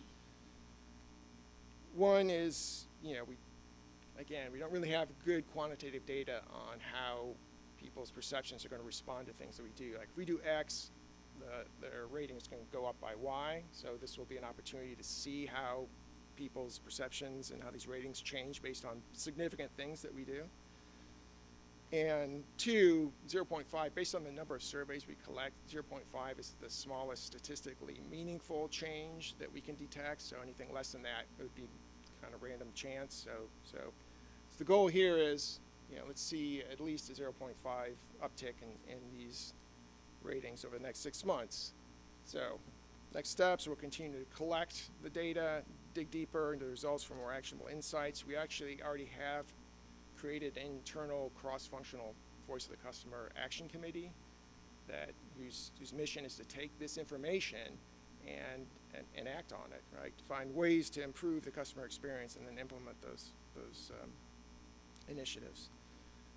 So we'll continue to work with them, and then we'll come back to this committee in this fall after, you know, all these big 6 projects have rolled out, and hopefully be able to show how the customer ratings and customer satisfaction has gone up in response to that. That, again, thank you for your attention, and turn the floor back over to you, Vice Chair Bolton Harris. Thank you, Mr. Goodwin. Do we have any questions or comments? Ms. Jones? Thank you for the presentation. This was fantastic. I really appreciate the slide with the target increase for select ratings. Thank you for that. 57% of the respondents provided open-ended suggestions. Is this a typical response rate for that section? That seems positively like a high number, especially for people that are already in transit. People are really committed to MARTA and using it and wanting a better experience. So how do we keep that moving? But just wondering if that's a typical trend. I don't, to be honest, I don't know the answer to that question. I know response rates for surveys overall tend to be, you know, low, sub 10%, but I don't know the specifics of like providing an open-ended and getting. I can go back and we can do some. Just curious, because it's one thing to be on the bus checking a box, and there's another thing to be writing a paragraph of suggestions for y'all. So. Right. Yeah. Yes. So take advantage of that while you can. Absolutely. And then my second question is, there was a indicator that said feeling safe from accidents. Is that vehicular collisions, or is that any type of accident like tripping in a station? Yes. Okay. So both. So we have. So one of the things that they will rate us on is hazards at stations. So hazards could be a trip hazard. And then they also rate how safely they feel the operators operate the buses and trains. So that's more of an accident, a collision, you know, that sort of thing. Mr. Pond? Could you go back to the slide where you had the 17 items, KEIs? First of all, I think this is a fantastic program. What gets measured gets focused on, but and I'm not an expert at surveys and this, that, and the other, but if I look at our primary focus should be reliability, cleanliness, and safety. And I see 17 categories that you can give anywhere from 1 to 10 points, and I just wonder, would we get the more telltale results by collapsing some of those items and being more focused on reliability, cleanliness, and safety? Because safety is 2 or 3 or 4 of these categories, and I think we all get these surveys, and sometimes we don't fill them out because we're tired of it, just way too long and complex. So I'm not trying to throw water on a great program that you're putting forward. I just looking back at it, and maybe it's because I'm more of a one-page kind of guy looking at stuff, but yeah. Well, It just looks like to me we've got 17 categories trying to give us a message on 3 primary items, and that's my only comment. well, so, and just a reminder, like, we do split these up into 5, so forms, so you're really generally just rating on 20 things at a time. But we have done some of that more focused, where, for example, as part of the bus transformation project, when bus cleanliness was a focus for that, we spent extra effort and collected more surveys related to cleanliness, so we could get more information on bus cleanliness. So, I mean, the short and so maybe a longer part of this answer is that we really are interested in learning about the entire journey, not just the safe, clean, reliable part, because there's intelligence we can get from that, business intelligence, that we can make their whole experience ideally better at MARTA, and hopefully the next time they choose to travel, they choose MARTA because they had a good experience from beginning to end. So it's kind of, we can, but we also have the ability, we could, if it made sense, like we need to focus, we need to have a campaign on these 3 things. We're blessed to have the resources here to be able to do that. We can absolutely do that if that's what we choose to do. Again, just a comment, just an observation. So Yeah. I think you've got a lot of smart people trying to figure out the best way to do this. Mr. Frierson? Yeah, I see where you did this, did a paper survey for the customers and the riders. Was there any thought about doing something where you could give them QR codes and they'd be able to put information in on the survey? Or was that part of the program? Yeah, we actually did do that. Yeah. If they didn't, there was a QR code on the survey, and they could, if they didn't want to take the paper survey or didn't have time, they could scan that. Unfortunately, the response rate was super low on that. So it didn't seem worth the real estate it was taking up on the form to continue to use that. Okay. But And yeah, we have the technology, we can certainly do it. sure. And so I'm just curious about the process of collecting the survey. So when the survey was given to them and they had to ride on the bus to get it, how did you collect it afterwards? I mean, what was that? As they alight the bus. Okay, so Yeah, we the have drive. staff. The We have staff. staff that Oh, we have staff. field staff that go out there and distribute them and collect them. Oh, so they stay on the bus ride with Yep. you? Okay, I just want to understand how that works. Yep. Okay, and I think, once again, I had mentioned this before, none of this included any of the mobility riders on that system, did it? No, but we have a separate survey, but we do survey the mobility customers as well. You do? Okay. With similar, there are similar questions. It's not identical to this, but yes. Okay, all right. Well, this is, I mean, it's great to see this information. I think it would be good if the trends were going higher, but I think it's all about people's experience on the transit system, right? And for some people, the experience can be, very, very good at times, and then all of a sudden, one person can get on and make it bad for everybody. So, but I think it's good for us to get a pulse on it. But thank you for all the work you've done to put it together. Appreciate it. Thank you. Okay, Ms. Pollock? I echo everyone else. This is really great to see. I'm glad we're collecting all this data. I guess perhaps more of a comment is when we look at this and you next come back, is there any value, question, comment, is there any value in also mapping it against the actual KPIs where there is a crosswalk so that we can see how we're actually trending relative to the customer feedback as well? Yeah, absolutely. Okay. I think that would be awesome to maybe even see. last meeting, there was a suggestion. Was it me? If it It was, could've been. I'm so sorry. Well, Blame the baby. I'm not sure. I don't remember anything. Yeah. And then I have one question. I know when the hope is that we will see these numbers go up with all the changes that are coming in.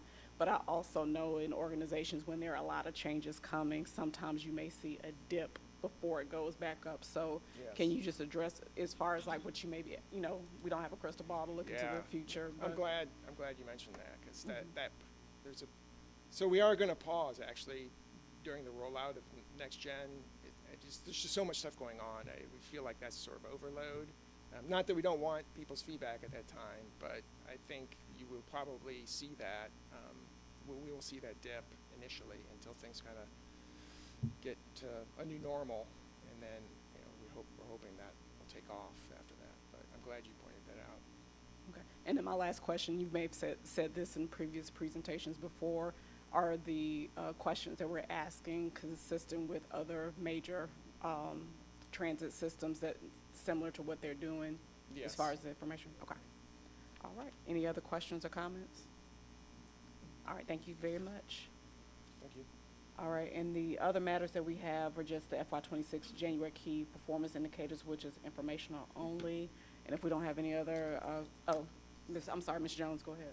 I just want to give a kudos to the team for being so responsive to our requests for these KPIs, the frequency of them, the detail of them, and absolutely being willing to be adaptable as we're reviewing them and saying, hey, we want to look at this a particular way, or can you reframe this?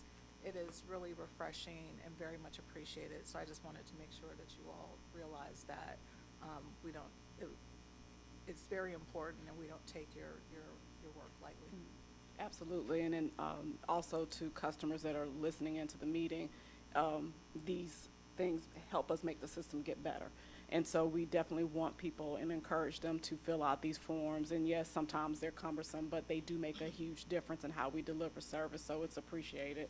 And so if we don't have any other comments, I'll adjourn the meeting. Thank you.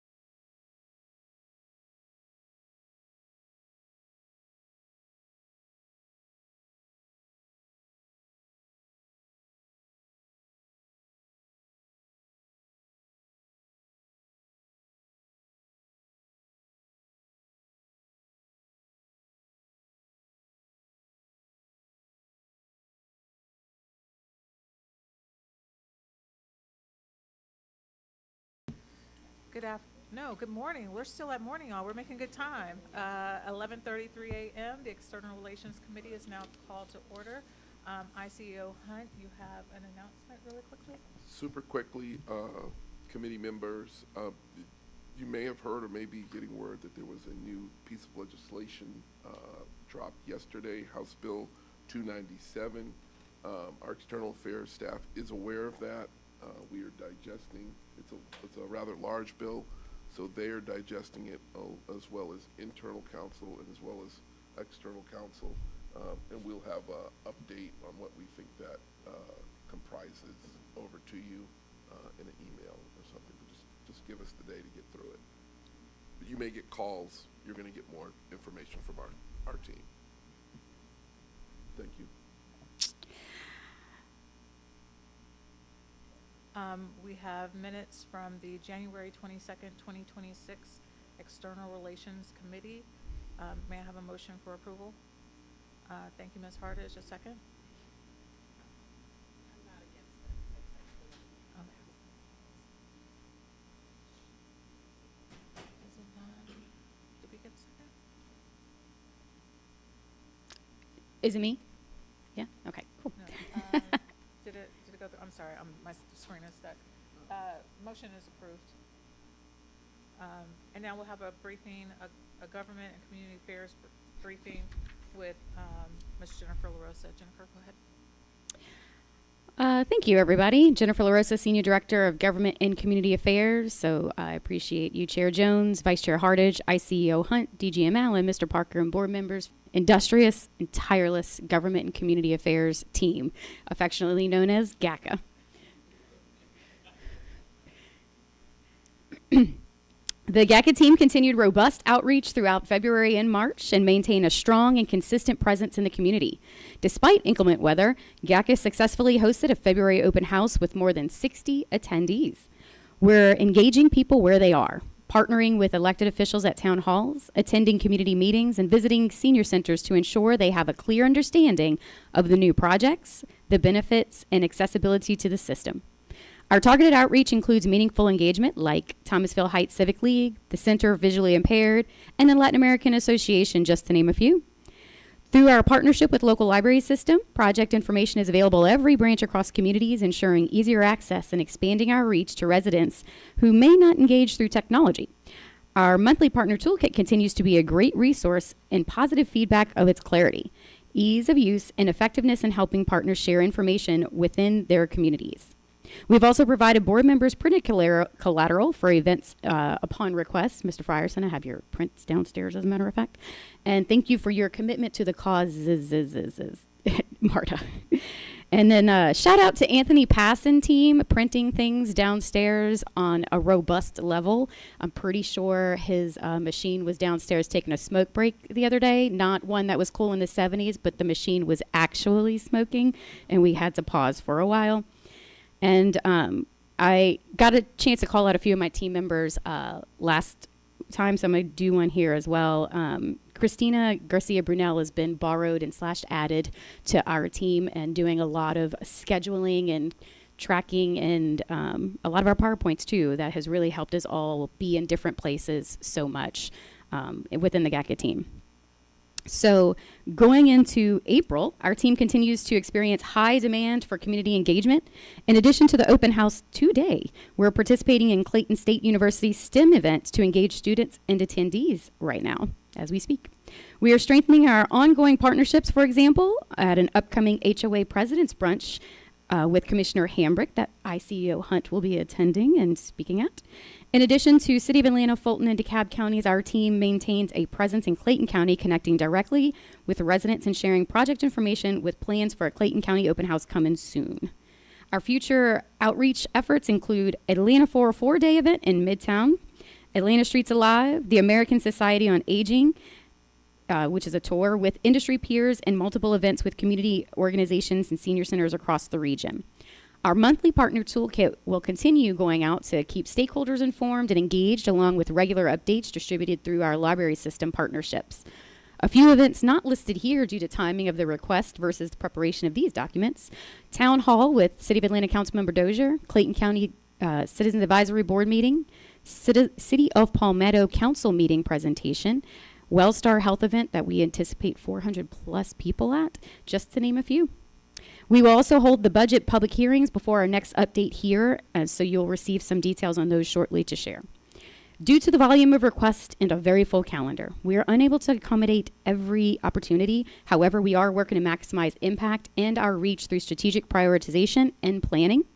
Additionally, we are collaborating with internal teams to identify ways that we can stretch and share resources and people to say yes to more events. Overall, this is a very busy and exciting time for the GACA team, continuing to expand visibility, build relationships, and meet communities where they are. We have completed 37 legislative days of the session. Today is actually the last committee day, so we have 3 legislative days remaining, with sine die being the final day, Thursday, April 2nd, next week. Since my last update, we have completed our final presentation to each caucus under the dome. Last Wednesday, we presented, or actually ICEO Hunt presented to the House Majority Whip breakfast and shared our legislative agenda, and was received really well, and was actually got good feedback on our BRT simulation that we have done a few times. So on to each of our items. The Penny Extension, HB 1137, got out of House Transportation Committee unanimously, but was not called up in time for crossover day. We continue to meet with members, leaders, and search for viable vehicles for this measure. As a brief reminder, the last time this passed was in 2015 for a previous RTCA amendment. We are already a year late on this endeavor. Having done 15 amendments, we have it on good historical knowledge that these agreements take 1.5 to 2 years to ink. If we wait until next year, this bill won't pass next January. It will likely come down to the wire, as all of our initiatives do. And then we have a new governor's 40 days to sign legislation. We would be looking at a 1 to 2 month time period before we are within that 30-year window. Our $60.9 million earmark for South Lake BRT and CIG funding application right now would be in jeopardy. Our Campbellton BRT application and CIG with the medium-high rating right now that we're looking to get earmarks next year would be in jeopardy.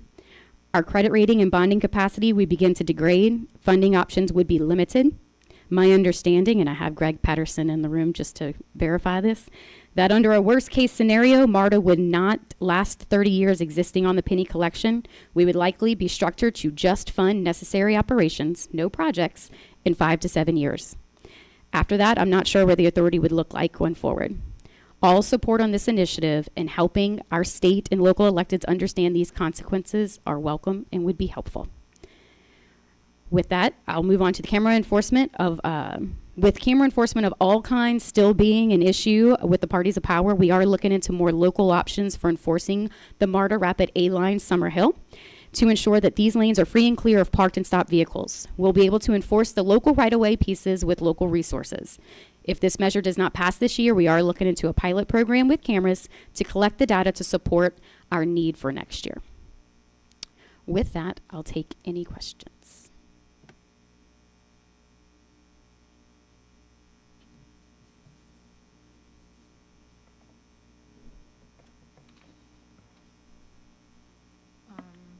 Mr. Hunt? Okay. Mr. Pond? This might be an easy one, maybe not the most important one, but refresh my memory, what is the real objective about the camera enforcement? We're spending $90 million to have those lanes open where the buses can arrive timely, and cars can clutter the lanes. So more just a general concept. What is the pushback there? Just people think it's un-American to put these kind of regulations out in front of you. I'm just your take on it. Oh, so to clarify the question, why do we want the cameras, or why is there pushback on cameras? Why? What is the pushback? Okay, gotcha. It seems like to me that ought to be a unanimous decision, yes, because we're spending $90 million to have a lane that the buses can move quickly and on time. That's why we're spending it. And if cars in those lanes, the whole $90 million isn't accomplishing its goal. So I'm just curious, where's the pushback coming from? Mr. Pond, that's a really good question, and you use the word logic, which doesn't always play in policy.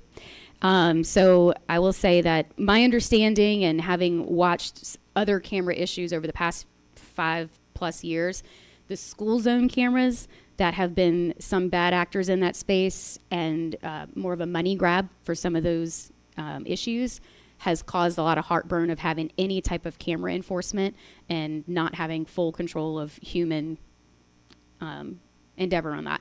And so us being the only actor in this space and vetting a very great actor for the BRT camera enforcement across the nation is not a logical piece going into that factor. So, and another thing that we do get some feedback on is, are we creating a solution we may not have a problem to yet?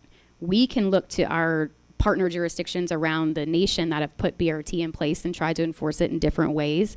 And this is the only successful way, because for us, these lanes are probably parking lanes now. So this is a new practice for the people that are going to be in those areas.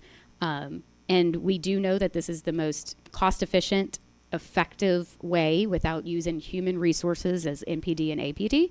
And that needs to be proven that it's a problem before they fix that. But as I said, we do have some options on local resources that we will be looking into, and we do know we have an agreement with MPD and APD that Chief can shake his head yes to, that they will help enforce the lanes together once it gets open.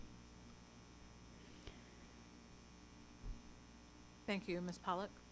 I think you just answered my question. So I was asking for clarification on that last point about local enforcement. Mhm. It's just person on the ground, MPD.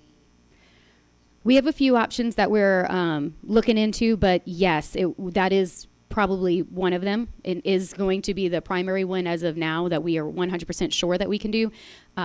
If this doesn't pass and we don't get anything this year, there are other ways to enforce the local right-of-way parts of the BRT. So there is a piece that's GDOT right away. Oh, okay. Good morning. Chief Shearbaum and I had a great conversation about the restricted lane. They have a motorcycle unit that strictly enforces traffic laws, and he's committed to using that motorcycle unit to help us enforce the lane.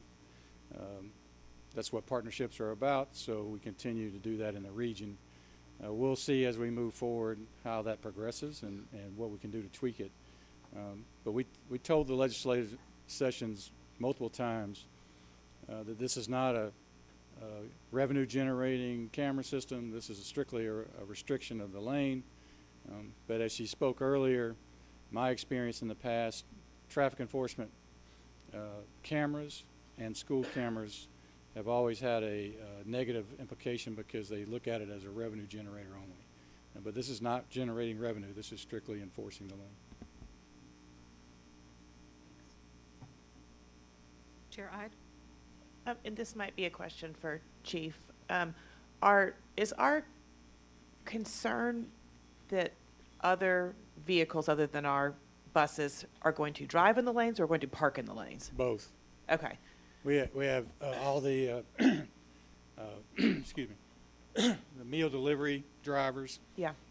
Taxis, ride share. If you drive down on that path already, construction sites with construction workers. There's all kinds of things that we're going to have to really battle to keep. I mean, them out I of that know lane. from my time with the city that we have the same issue with bike lanes, and it is not a good use of APD resources to get a call that a delivery truck's parked in a bike lane, which causes a very real safety issue. And by the time the officer's able to respond, they're probably gone. It just becomes a game of cat and mouse. So that's. I was with Jennifer in one of the sessions, I think last year or 2 years ago, and one of the elected officials said that over his dead body would we have those type of cameras because he wants to drive his Mustang or whatever it was, his muscle car through the streets of Atlanta without being enforced by a camera. So. Well, there's lots of other lanes he can drive in. Yeah. That's just what they're facing. And so one year we did do all vehicles that are not allowed in the lane. That legislation didn't work, so then we tailored it down to parked and stopped, because those are the ones that are really preventing us from being rapid. And that legislation had some success across the nation, so that's kind of the precedent at the moment, because BRT is new in general. So that's why our language now is parked and stopped. Ms. LaRosa, what about autonomous vehicles? I've been reading how it's been hard to keep companies accountable because there's actually no one in the car. So say a larger company or corporation is being charged or given tickets, but there's no real accountability or they're not paying their fines. Has MARTA thought about how to address that?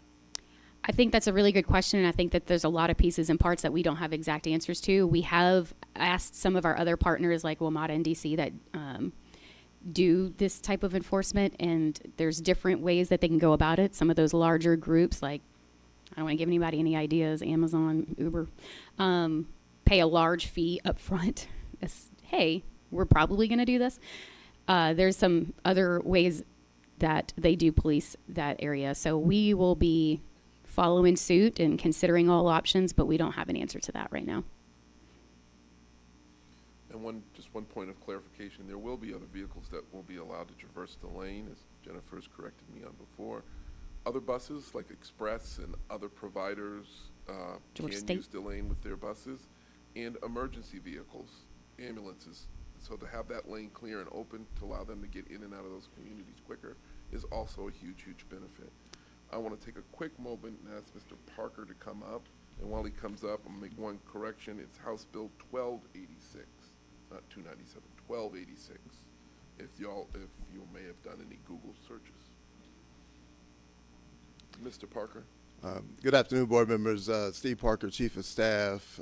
Just wanted to announce that today is the last day you will hear that voice from this podium, as Jennifer has been poached from us.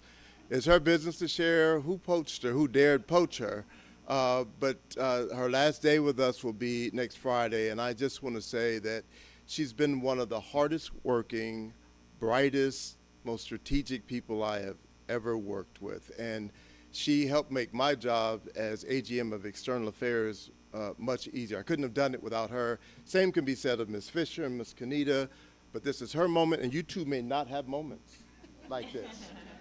But I just want to thank Jennifer very publicly for all of her hard work. I wish you all could do a day in the life with each of the people on this team, and I know you already appreciate the work that's done, but the amount of work, the amount of personalities, the amount of attacks, and all of the different personalities she has to deal with, and I just want to thank you, Jennifer, for your time here. You will be sorely missed.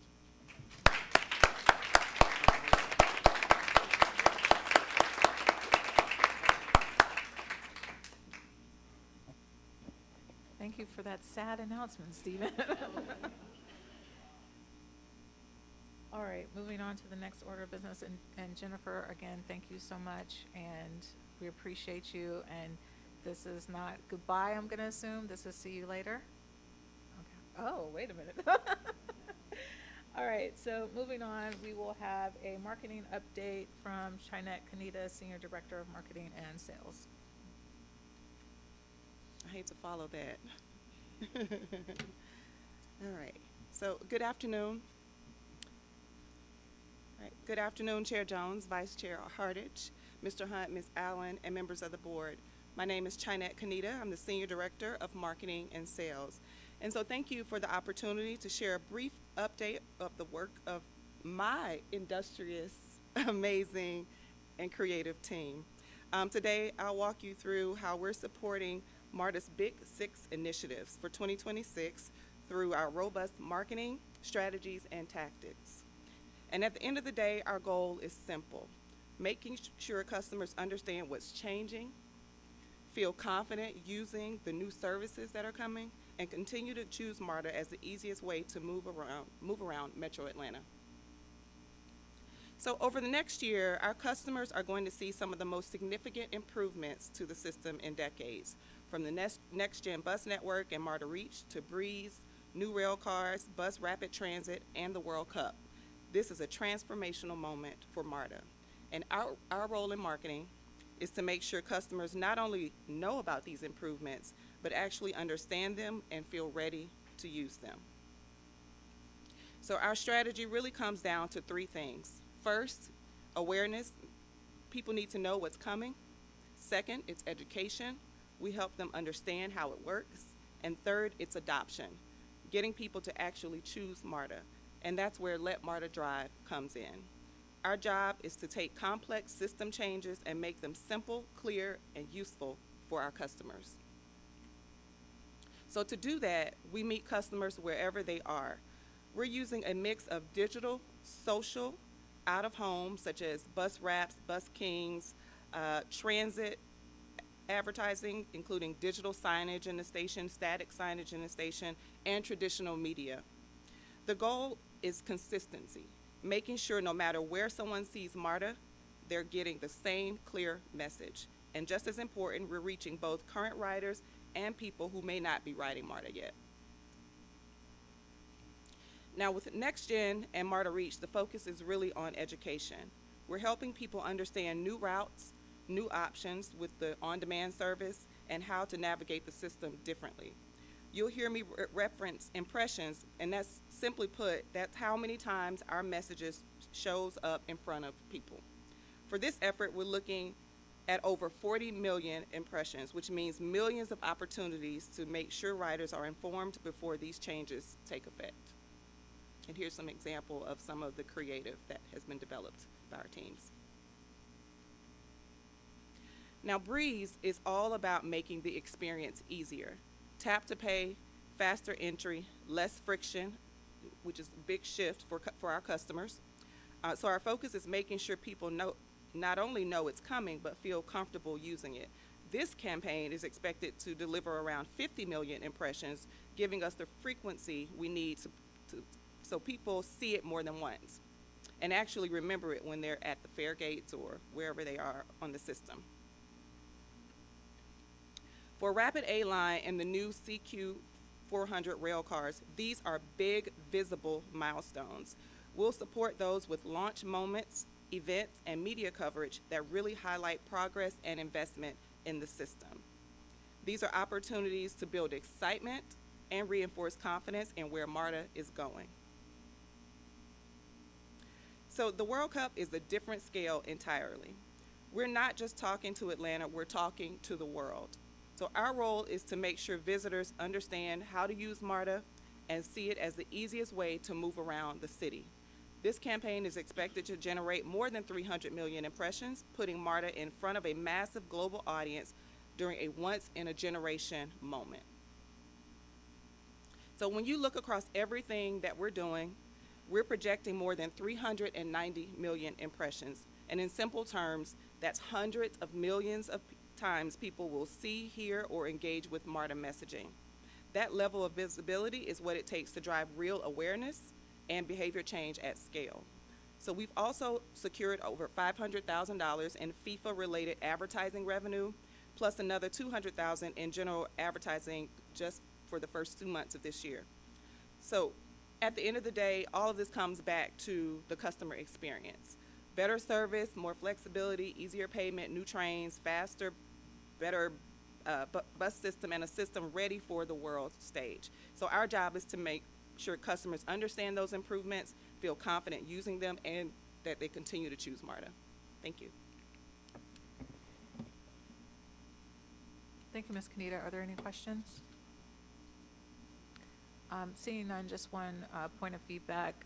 I have seen people actively reading the bus stop signs.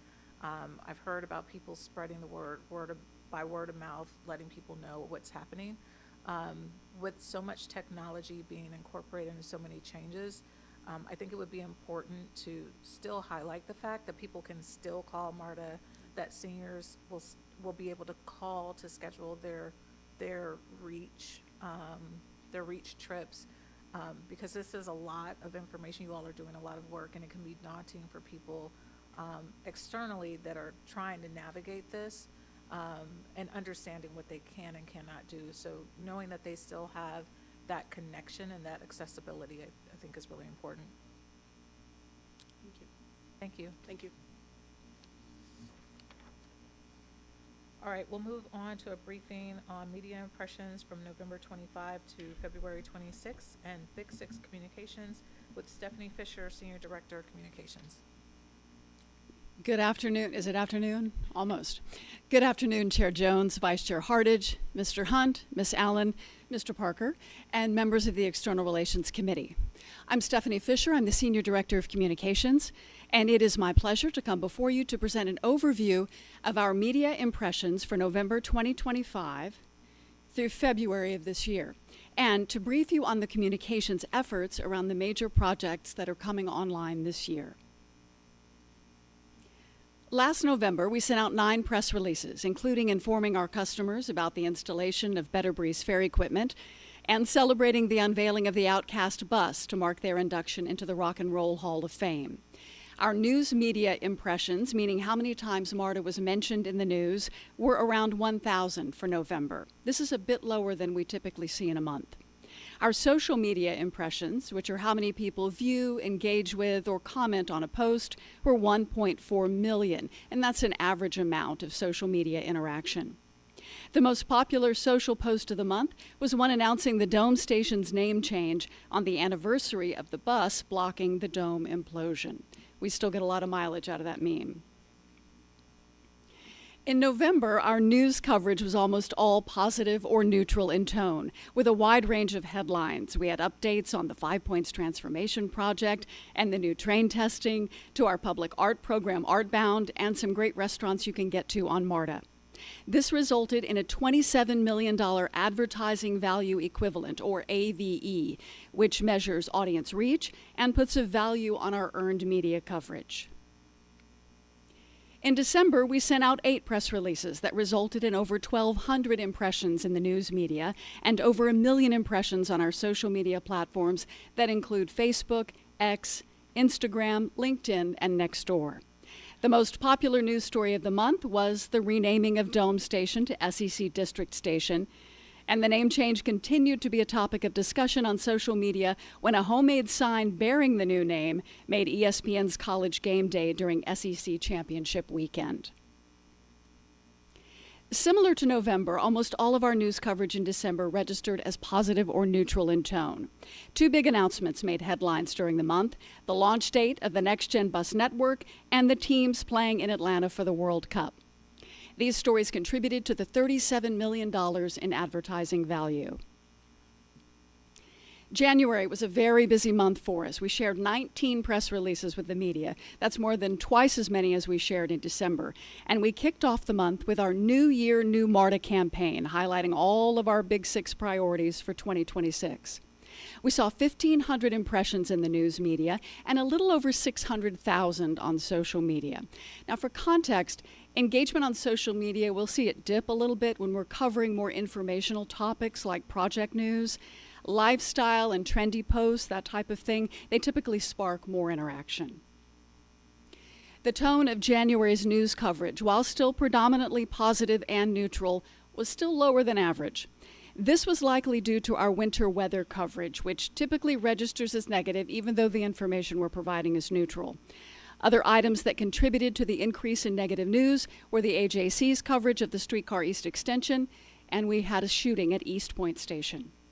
The advertising value of our media coverage soared to $57 million in January, as information about our Better Breeze Fair payment system was covered widely. February saw our largest number of news media impressions of the quarter, with over 2,300. News of the Rapid A-Line launch, Better Breeze balance transfers, and a CBS feature on the new trains led the charge. Social media impressions stayed under 1 million for the second month in a row. Now, our social media team is focused on increasing that engagement by working key project information into trending topics and reels. The tone of February's coverage was a bit better than January, 87% positive and neutral, even with the Streetcar East Extension story continuing into the month. We did have good coverage of the Better Breeze balance transfer news. People are very appreciative of that. And we had some fun engagement on social media for Valentine's Day. Our advertising value equivalent for the month was $41 million. Now I'd like to walk you through the ways we are communicating about our Big Six projects that include the Next Gen Bus Network and MARTA Reach, the Better Breeze Fair Payment System, the Rapid A-Line, and of course preparing for the World Cup. The goal of this communications team is to use the news media and social media to tell MARTA's story and engage with our current and future riders. For every project, we communicate using a wide range of tactics, including press releases, articles, blog posts, op-eds, our internally produced MARTA Minute and Behind the Ride series, and social media posts and stories. Now, none of these tactics is unique to a particular project. We use any and all of them all the time. But I will talk in more detail about some of the tactics as I share news headlines and coverage of some Big Six projects. The press release is still a trusted way to spread news, especially when we're communicating about a more complex project, such as the Next Gen Bus Network. We have sent dozens of press releases over the past few months to ensure the news media can inform their audiences of the public open houses, where to go to check their new bus route, and how to use the new on-demand service MARTA Reach. My team also takes the same information found in a typical press release to write articles, blog posts, or advertorials to spread our message on different platforms. Social media is still one of our most powerful communications tactics, and we've been using it consistently to educate our customers about the Better Breeze Fair Payment System. Our social media team creates English and Spanish content using engaging visuals to capture people's attention and hopefully cut through some of that online noise. Additionally, our team works with influencers and MARTA staff to create unique content, such as how-to reels or informational videos. When projects face setbacks, as we saw with the Rapid A-Line when old infrastructure was discovered underground, we will pitch the story directly to select reporters, offering exclusive behind-the-scenes access or interviews. This type of targeted pitching can produce more in-depth stories that explain a project's challenges and hopefully alleviate some customer and stakeholder concerns about project timelines. One way we're telling the story of MARTA's World Cup preparation is through increased leadership visibility, such as one-on-one interviews with high-profile reporters, participation in citywide press conferences, and strategically placed op-eds.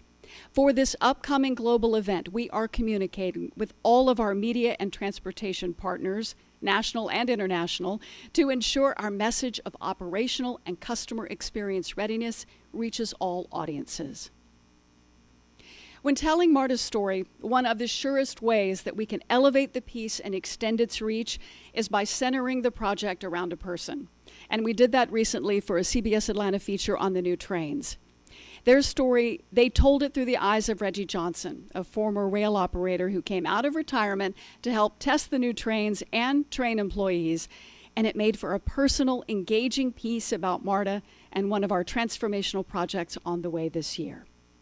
Thank you for your attention today, and I'm happy to answer your questions. All right, are there any questions for Ms. Fisher?